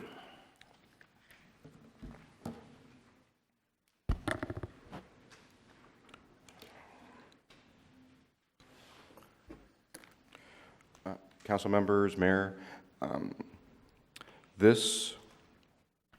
the premise of this lease is something that we've historically done for our replacement fleet. When the RFP came up to be done to take care of financing for the 2 solid waste collection vehicles that were the second 2 of the 4 that were approved by this board about 2 months ago, this allows for that purchase to be consummated. At the time that the RFP was designed, I looked at the budget to see what else was in the budget for debt service and for lease proceeds, and to Councilmember Starbuck's point, for the finance system conversion, within the budget, there was a placeholder for $2.6 million of financing for that project.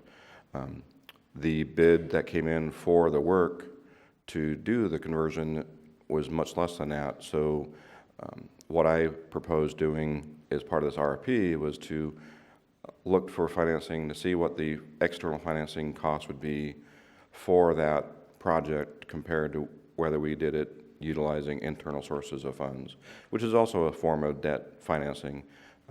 It's always better with a wave of the hand, and that's not always better, but one of the things that's good is to use other people's money. And with the finance, and we don't know what the cost of that would be unless we went out and asked for bids for the rates. The rate that came in for all 3 of the categories of funding that requested were quite favorable and not very much higher than what our internal incremental revenues we receive on our portfolio of investments.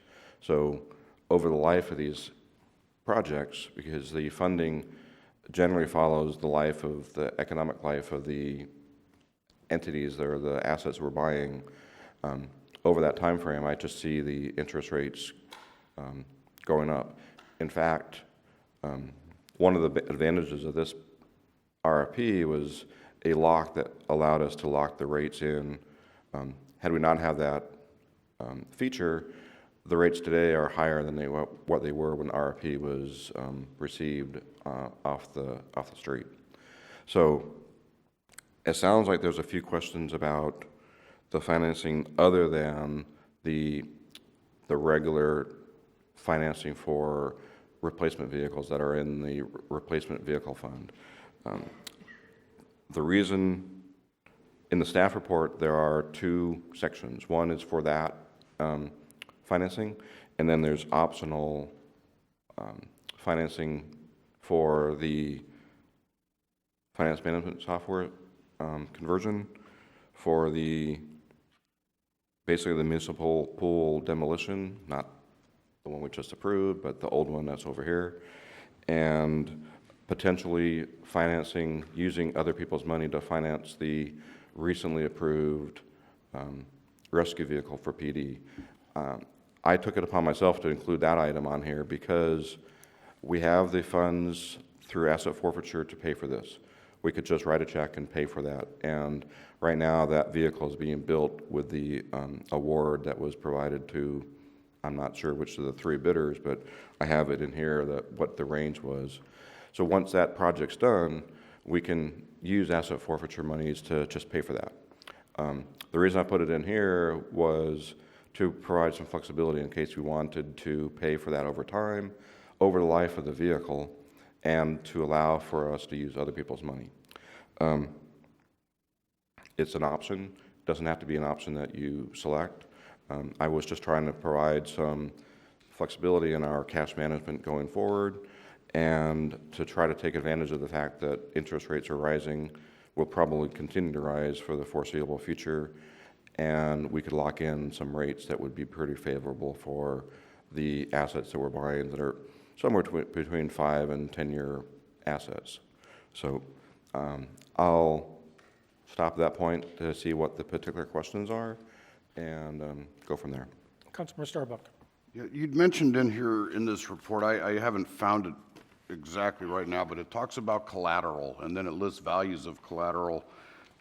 Do you think that old pool's worth anything? The pool's not going to be collateral. In fact, when we talked to the successful bidder, the one that had the lowest rates, they're not proposing to have collateral backing up that particular asset. They're going to use, and they're not looking to use, one of the proposals was to use City Hall as the collateral to back that financing.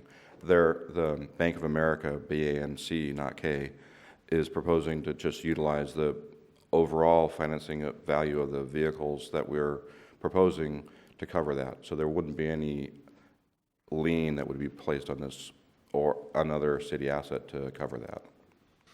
They realize that the demolition of that is not going to create any value in the asset, but it will create a value to the city because then it would be something we can more easily do something with that property. Councilmember Osborne. This question is actually for our legal counsel. What are the requirements of purchasing with forfeiture money? Can we finance something that's supposed to be directly purchased with forfeiture money, or should that just be a direct purchase? It can be done either way. Okay. Councilmember Mosby. You've got written in here that the solid waste collection vehicle proposed funding term of 10 years. Is there any problem with 10-year on a vehicle that has a life expectancy of 7 to 8 years? Well, the only one that's 10 years is the sweeper. The collection vehicles are 7. You have in your solid waste collection vehicles 10 years. You're right, sorry. So needs to be flipped? I'll check and make sure. The economic value, the economic life, well, actually, I'll back up a little bit. These two vehicles that we're buying, the frontline use of them is 7 years, but we also have 2 or 3 or 4 that we hold in backup for reserves. So these would be our 2 newest ones. So they would probably have an economic life of 10, frontline 7, 3 years after that. In Lompoc, we have some that are 14 years old. We're still pulling parts off, I guess, right? And they weren't any longer than 10, and probably were like 7. Getting back to the asset forfeiture money, is that 100% guarantee that money's locked in? I spoke to the police chief, and my understanding is that that process had been taken care of in June, July, when the proposed vehicle was in the RFP, and they've gotten that approval. So, to That's use a that, yes, the to money? use the asset forfeiture money, yes. Okay, so there's a 100% guarantee we have the money, we can pay for that. So one of my concerns was if we didn't get that money, we took a loan on a vehicle, we're stuck paying for it with a loan, right? Yeah. I'm not for it going in any more debt if we don't need to go in the debt. Item B3, I'd be opposed to. I don't see any need in doing that. That's the acquisition of fleet vehicles assigned to the police department, be added a replacement fleet of up to $350,000. And the other item is the demolition of the pool. We haven't even gone through an approval process of doing the demolition of the old pool. And we haven't even got a bid sheet yet for the old pool. Yet we're going out to borrow up to $750,000 on something that we haven't taken bids for or decided that we're going to do it. So it just seems like we have the cart before the horse here in this situation. I think that's item number B2. Yeah. I think it's just, I think there's a better process to go at it. Again, Councilmember Starbuck said earlier, if I was the contractor looking at this, and granted the engineer does this and this, but I just think Well, you're the ultimate decider of whether to go forward with the cost of demolishing the facility. What I tried to do with this was to give you an ability to have a known cost of how much it would cost to pay for it over time, rather than trying to find funding, one-time total funding to do it all at once. So, Yes, if I could speak to that. This really isn't a cart before the horse issue as much as it's just a financing option issue, and you can go one way or the other, and one's no more forward or backward than the other. The issue about getting bids is if we go out and get bids first, and then it takes us a lot longer to put together financing options and packages than it does running a bid, and the bids are generally only good for a certain amount of time, for instance, 30 days.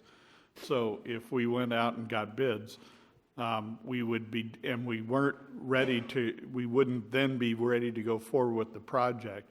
That would be a disingenuous process on our part to have had the people that would be making the bids. It's an investment for them. It takes time and other resources, including financial, for them to put together their bids if we aren't planning on going forward. So either we'd only be getting a rough estimate of pricing, we might alienate some potential contractors and the like for doing something like that.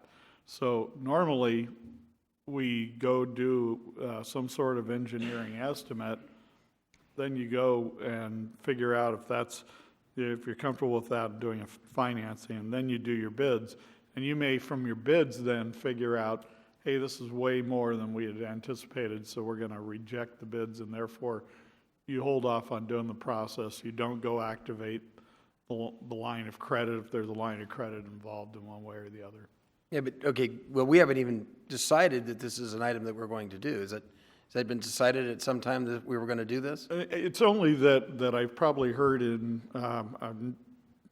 18, maybe 19,000 times since I've been here that building needs to go, and why is it still standing and everything. And the reason it's still standing is that we have not yet found the time when we would say, wow, the next most priority thing we can do with our next $750,000, or whatever the amount of money is, the next most important thing we can do is to demolish that. We always have other things going on. So as long as we are taking the expectation we're going to use general fund cash to bring down the building, then I think we're going to experience over the next many years what we've experienced the last many years. It sits there and it rots. So I don't know, you haven't taken a vote. I'm trying to put you in a position to be able to take action and take that thing down, because I don't think it should continue to stand. I had hoped it would have been down in sooner than the 3 years I've been here. I agree. I think it should be more of an item that's sitting in the budget. You bring it back with the budget that we see. We're making a lot of decisions without seeing where we're sitting financially, and I think it's I understand that, and that's a very valid point. Because we're putting together a financing package, and because overhead costs with a bond issue are pretty much the same regardless of how many dollars you have or how many items you're financing. This is merely an exploratory question to the policymaking board here, whether you'd want to include other things and thereby avoid some overhead costs that would otherwise happen if we did these financings piece by piece. I mean, I'm not necessarily, opposed. I'm one of the people who said that the thing needs to go, but I know previous councils thought it needed to go too, but there was that limiting factor called money that they were always so watchful and I think in this case here, I do believe that it's an item that should be run through the budget and cycle. I can agree with A and B1. Yeah. It certainly is valid, and it's valid we've got a few, we're just laying out there what's available. We've got an opportunity to be able, for the cost of about $75,000 a year plus some interest costs, to be able to bring it down. And that might be easier to do than taking something that's a high six-figure number and trying to tackle all at once. It's just to give you options. And Mr. Wilkie, besides not tying up other monies for going this route with the financial management software, is there a financial savings as well by going this way, as opposed to? It's financed one way or another, so it's just the incremental cost of our financing versus what the incremental cost of financing through this company was going to be. So at, I believe, the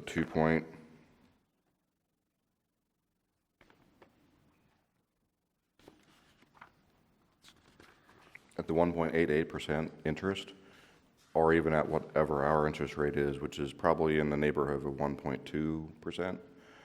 Neither one of those is materially different. So for the $1.6 million project, the financing is going to be a pretty immaterial part of it. But this is using external funds. So one of the things that I tried to do was cobble together the funds that would be needed to do this, which includes park impact fees. So if we wanted to do something with park impact fees, but we had already used this money to support that financing, that money would be unavailable to do some of the projects that we want to do with park impact fees. That's just one example. So it provides us more flexibility going down the line, going into the next few budgets, which is exactly what I was trying to do with the money for the proposal for the pool demolition. Is I believe I stated in here pretty clearly that this was for planning purposes for the 17-19 budget, not to say we're going to do it now because we got the financing. So I just wanted that clear. Yeah, thank you. Councilmember Vega. Concerning the municipal pool, I've been here all my life, and it is an eyesore to see a building sitting here. So I think that we do owe it to ourselves and to the public to look for other financing options if we can't appropriate it from the general fund or something. So maybe you guys could give the public a few examples of other alternatives that we've had and some of the obstacles that have kept us from actually bringing that pool down. Aside from it's all economics.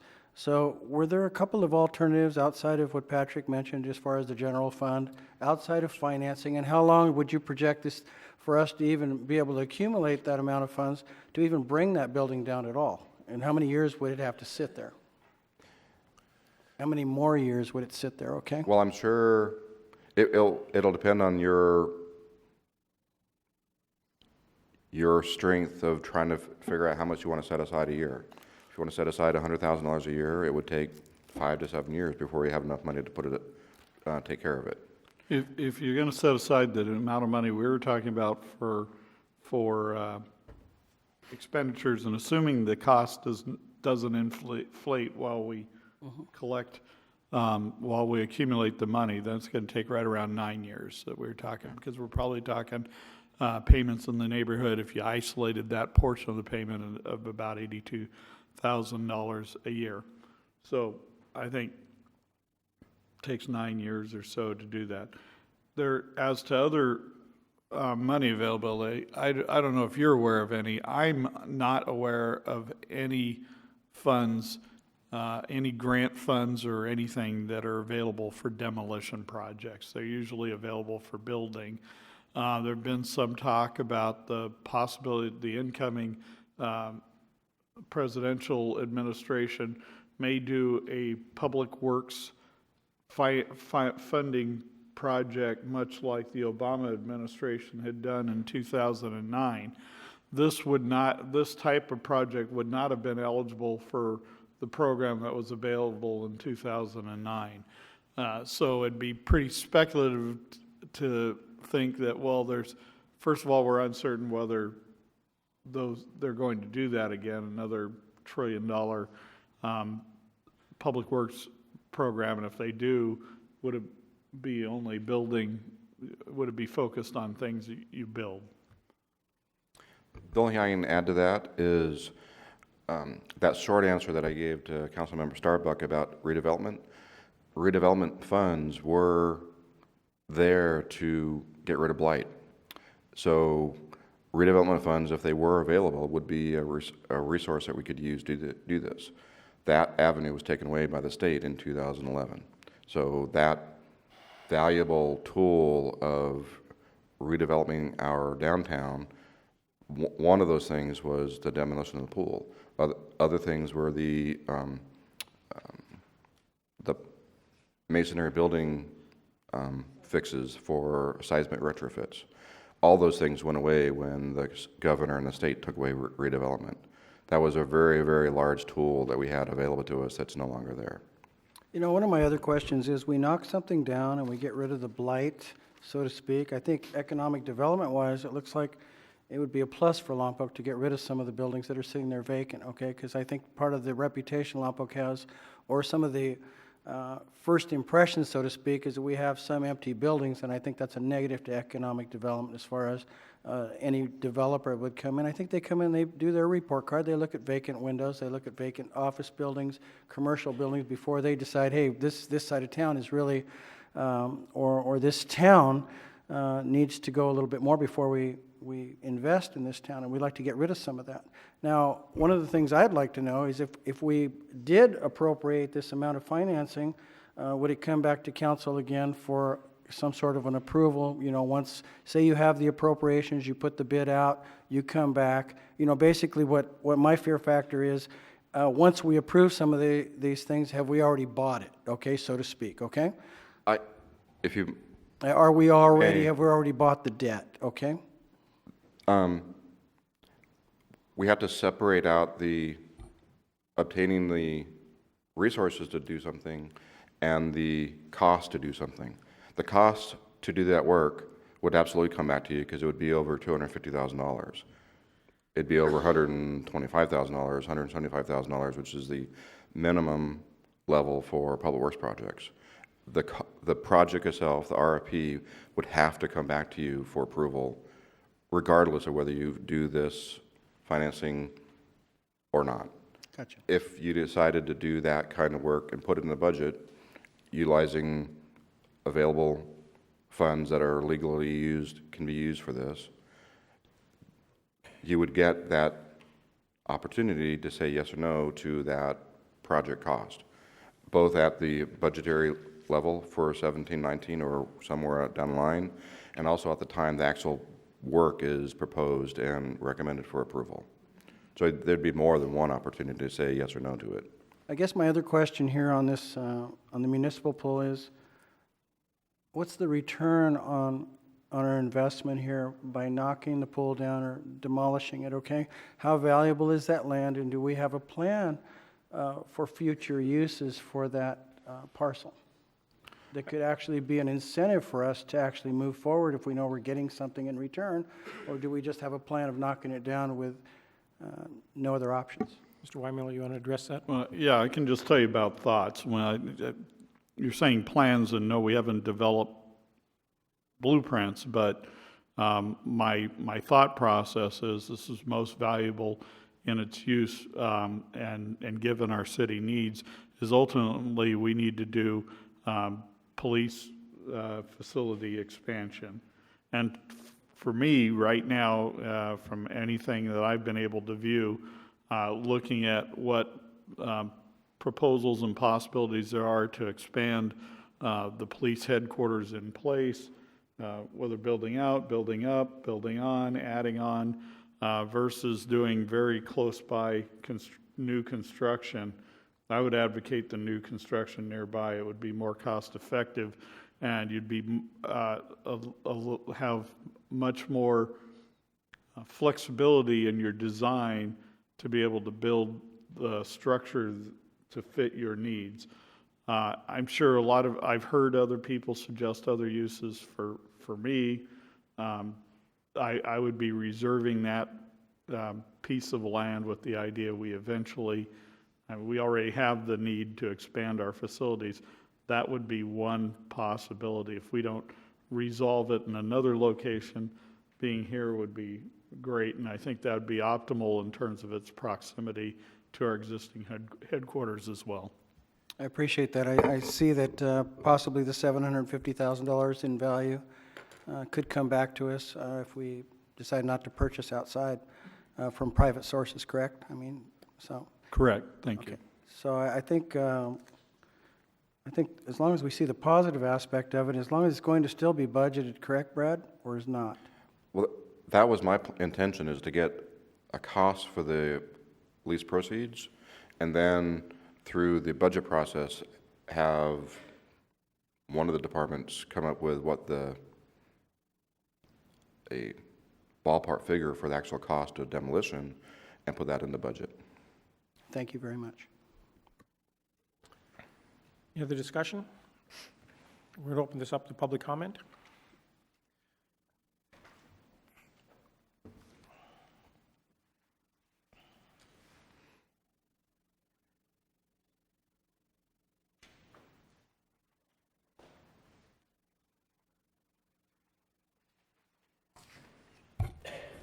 One for you. John Lynn. First, with regard to the use of the land, in prior discussions way back when, it was stated that that was parkland and the uses were parkland.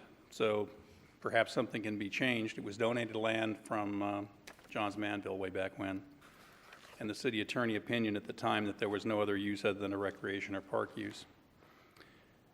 I guess my concern here is that when we had various hearings on these issues, we told the public we were going to do certain things. So we said, okay, well, we're going to buy this emergency vehicle for the police department, and we're going to use these funds, and there's no debt to the city. And we voted yes, and it seemed like a good idea. And back in 2009, the first attached document, the staff said that we had established, which former council member referred to a bit ago, policies where we accrued money so that when a vehicle came up for replacement, we had the money on hand. And yet today we're saying we don't have the money, we need to go finance it. So along the way, Solid Waste has put in since 2011 about $800,000, which, and prior to that, the money was commingled, so it's a little tough to look at it. You'll see that on the bottom of the second page. So I don't understand why we're going to go finance that. This council has talked numerous times about the demolition of the pool, but as the city administrator pointed out, we came to the conclusion that we had more important things to do. And although I agree it's an eyesore and I'd love to see it gone or turned into some other use, it just hasn't been what we can afford. And, you know, I'm really confused about the software, and I pulled the document with that. It's the last one in the stack, talking when the staff said we had the money in the budget. And I did understand them to say that we had to borrow the money from somewhere else to pay for this. And my understanding was that we had it in our revenue stream, because frankly, I wouldn't have spoken in favor of it if I had known we were going to borrow it. I would say to you, remember Stockton, remember San Bernardino. The name of the one up in the Bay Area fails me. and so many other cities that got into financial trouble because they borrowed to pay for current expenses and they paid for it with future money. Lompoc, the councils before all of us, did something completely different. They saved money for the future and they paid as they went. I don't think we need to change that. Thank you for your time. Thank you. Anyone else?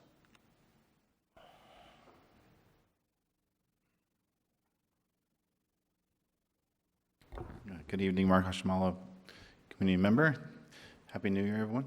I just wanted to come and back the police department and anything they need as far as that new equipment and hopefully the tearing down of the old pool building and putting a new police department or just a part of it there.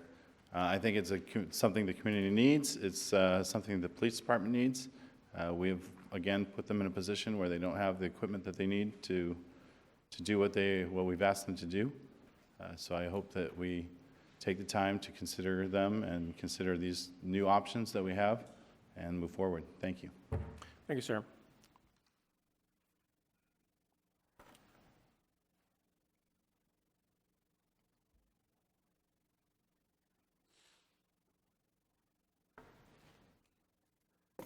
Yes, Tim Smith, City of Lompoc resident. Just listening to the discussion, I'd just like to comment that I think what Mr. Wilkie has proposed is certainly from my experience in private sector is pretty much standard industry practice. This is financing of a variety of capital items, and so I don't see it as a major concern. That's my thought. Thank you, sir. Anyone else? Seeing no one rise, we're going to close public comment, bring it back to the council.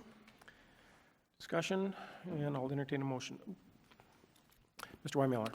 Thank you, Mayor. A couple things were said. Normally I don't respond to public comment, but there are a couple things said that I can't leave lay. First of all, the bankruptcy filings in Stockton, San Bernardino, and I believe Vallejo was the Bay Area city that Mr. Lynn was attempting to recall.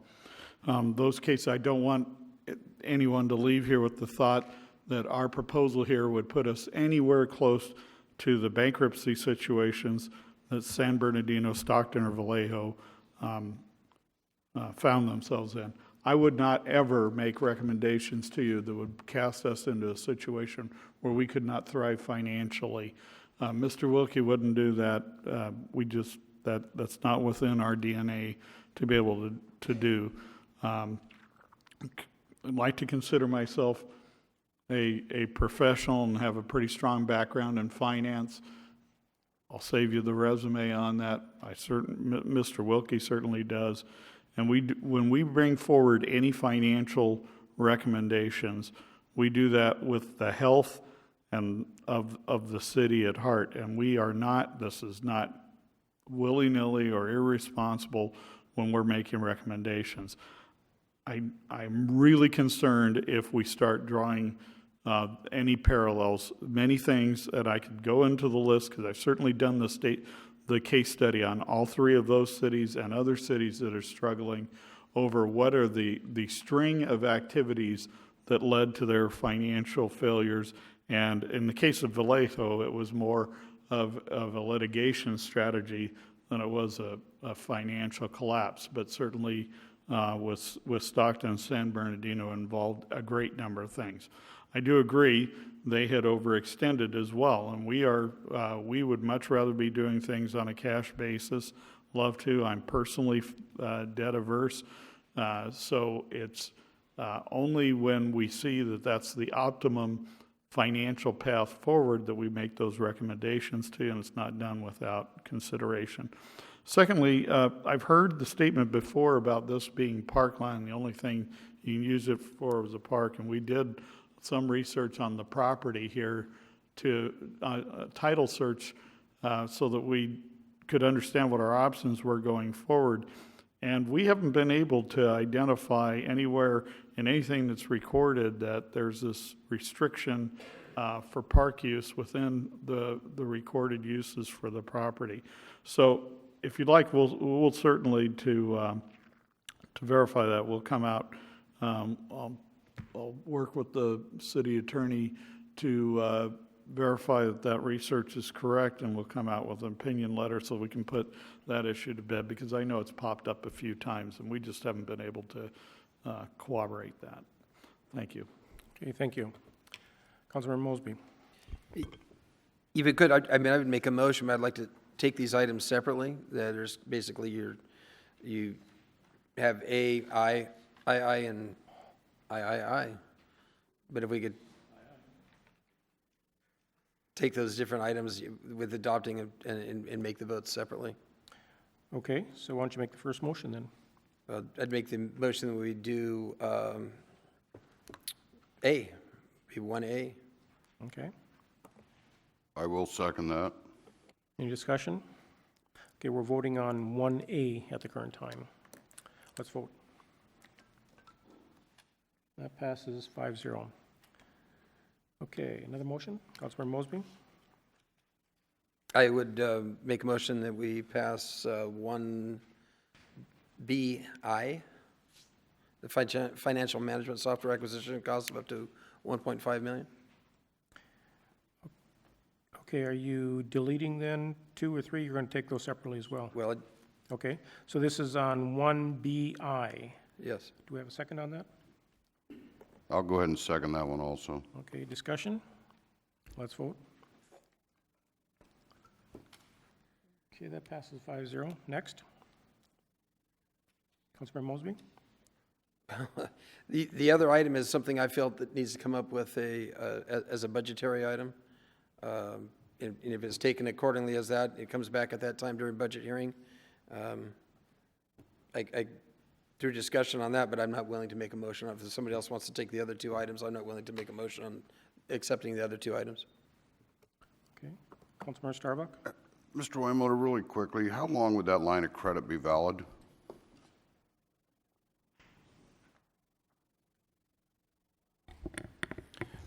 It's not really a line of credit. The rate lock is 45 days from the date that we receive the RFPs. And the rate lock is good for how long? 45 days. That's it? Yeah. Mm-hmm. So we have to do something within the next 45 days in order... Or it will lapse, yeah. We lose out on that rate opportunity. And basically, we'd have to go, if we go forward again, we'd have to go through the same RFP process for that particular item. Right, there's no penalty if we withdraw on this, correct? Okay, I'd like to go ahead and move that we investigate further on this. This would come back to us probably within a month. I guess I would need to know what the investigation is, because this was going to be the basis for putting the financing in the 17-19 budget. So was the investigation on the cost of the... Well, I guess basically if you're going to put out a request for proposals to have it demolished, we would have to do that very quickly, and then it would come out within 30 days so that we would draw the money, or else... Well, the 45 days was when from the date the RFP was opened. So it's not 45 days from today. Right. And it was opened in early December. Like I say, we've dealt with the old pool for so long. If you're correct with your 82,000 annual payback on it, I mean, I hate to say it, but it would probably be about the only way we would ever get rid of the pool, or before it becomes a liability and falls down and hurts somebody too. So I would go ahead and make the motion that we would go ahead and explore that demolition on, that would be item 1B2. Okay, do we have a second on that? Discussion. I have one more question for you, Mr. Wilkie. And I think it goes along with what Councilmember Starbuck was asking. If we lock this in, we submit this and we're locked in, once it's locked in, what is the mandate to use that money if we choose not to demolish and we don't put it in the budget and that's sitting out there? How long does it sit there, and what penalty do we have for not utilizing that $750? I asked that of the successful bidder, and they would just unwind the lock, and the money would just, we wouldn't ever draw it down, so we wouldn't be owing it back. So. So I would second. Okay, So it's already been seconded, I believe.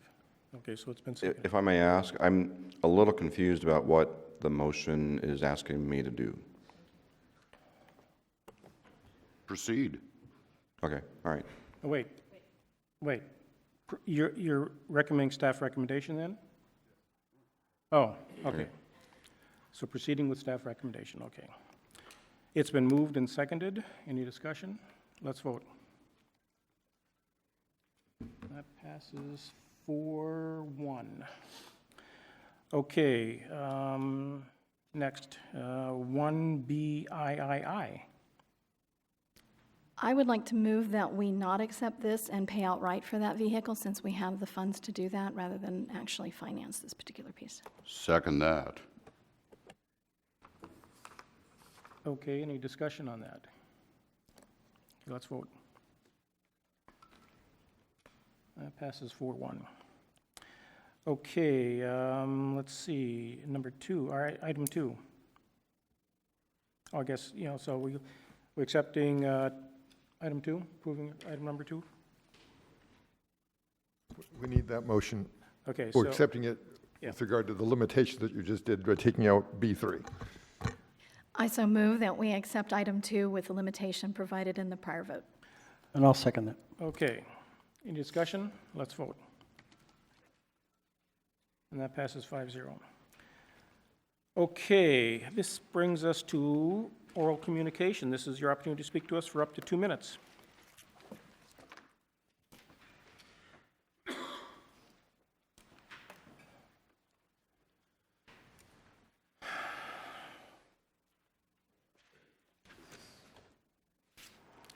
It took you a minute and a half to get here, Charles. Third time. City Council, thank you. Charles Summer, citizen. I appreciate you voting me back on Parks and Recreation Commission. I've really enjoyed the 2 years that I've been there, and I look forward to working with council and staff on improving the parks, improving the recreation. I know that we're short one person after an individual left. It's going to be a big hole to fill for staff, but I feel that what's remaining will do well, and I look forward to new projects. I wasn't here the night that the large complex was proposed. Personally, as a citizen, I feel that, something so grandeur isn't necessary at this time. I feel there's other items. I recently spoke at the Parks and Recreation opening day for youth basketball, and I heard from a lot of different citizens, it was past the proposal of the sports complex. Why does outside sports, baseball, softball, soccer, football, always get all the proposals, everything else, and why not indoor sports? And I'd like to think that Parks and Recreation staff, council might move forward someday. Of course, before Weimiller mentioned an expansion of the police department, I thought that'd be a perfect spot for a gym, but the police seems so much more valid of a reason to put there, given the proximity. But, put on the radar that in the future, the city doesn't have a gym. I mean, Anderson Recreation has a gym type area, but it's not a gym. There's no seating, but there's a stage. We constantly use Lompoc Unified School District property to do any sort of tournaments. Otherwise, it's just outdoor areas. And so I want to say to council and staff, let's think about a gym in town before we do some large sports complex. Thank you. Thank you. Anyone else? Seeing no one rise, we're going to close oral communication. Bring it back to council requests, comments, and meeting reports. Start with Councilmember Mosby.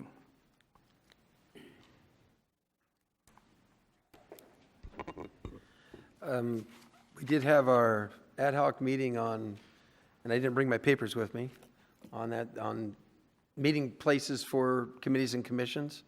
And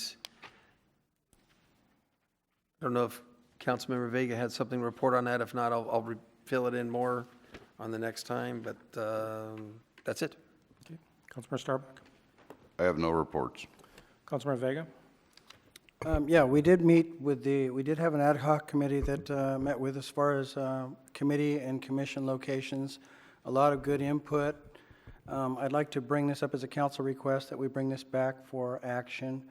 I think we have sufficient input to at least propose a couple of changes on our meeting locations for our committee and commissions. We have 2 locations here in the City Hall, and I think the general consensus is maybe not all of them. There were several groups that preferred to stay where they're at, you know, and our goal here is not to make them uncomfortable, but to provide transparency and more of a platform from which the public can participate. So if we could, I'd like that would be one of my requests, that we bring that back and agendize that. I'll give you a second. And I'll need a third. I'll give a third. Okay, so that's going to come back. And also, I'd like another council request. The down payment assistance program, I've noticed that we've posted there's been some successes. There's been 2, if not 3, closings for the down payment assistance program. And I'd like for us to bring back as a presentation, and as we get our successes, since we've had several successes, I'd like the public to hear about it and us to keep stirring the pot up so that people will know that there are funds available still. This was a pilot program. There are other funds that we could actually appropriate to this program if it proves to be beneficial to opening the pathway to home ownership for people that otherwise maybe couldn't purchase. So if we could do that, I'd appreciate that, okay?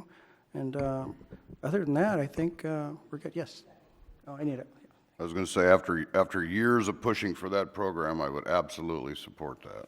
Thank you. Yay. And, you know, and I think that it's such a positive thing for all of us to hear about. Well, you remember, you and I sat on an ad hoc for many I months know. with this, so. And it makes me happy, and it makes all of us, I think all of us happy to see people obtaining home ownership, growing some roots in town, and actually wanting to be here. They're advocates every time someone buys here. I think we should look at it as a positive. Now we have more support, you know, so I'd like to also thank all of you that are participating and the TV audience. Sometimes we forget that there's people out there watching us and they're eating popcorn or doing whatever they're doing watching us, but your participation is absolutely so important to us doing our job. We're never going to please all of you, okay, but we try, okay, so thank you. I'll give a third. Okay. Councilmember Osborne. No requests at this time. Okay. I have not recently asked for a council request, but I'm going to ask for one this evening.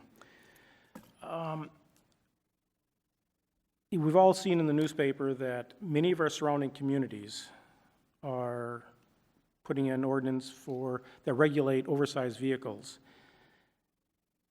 We are one of the only cities in our county right now that is not regulating oversized vehicles. And if you've noticed, we've had an increase in our oversized vehicles on our streets.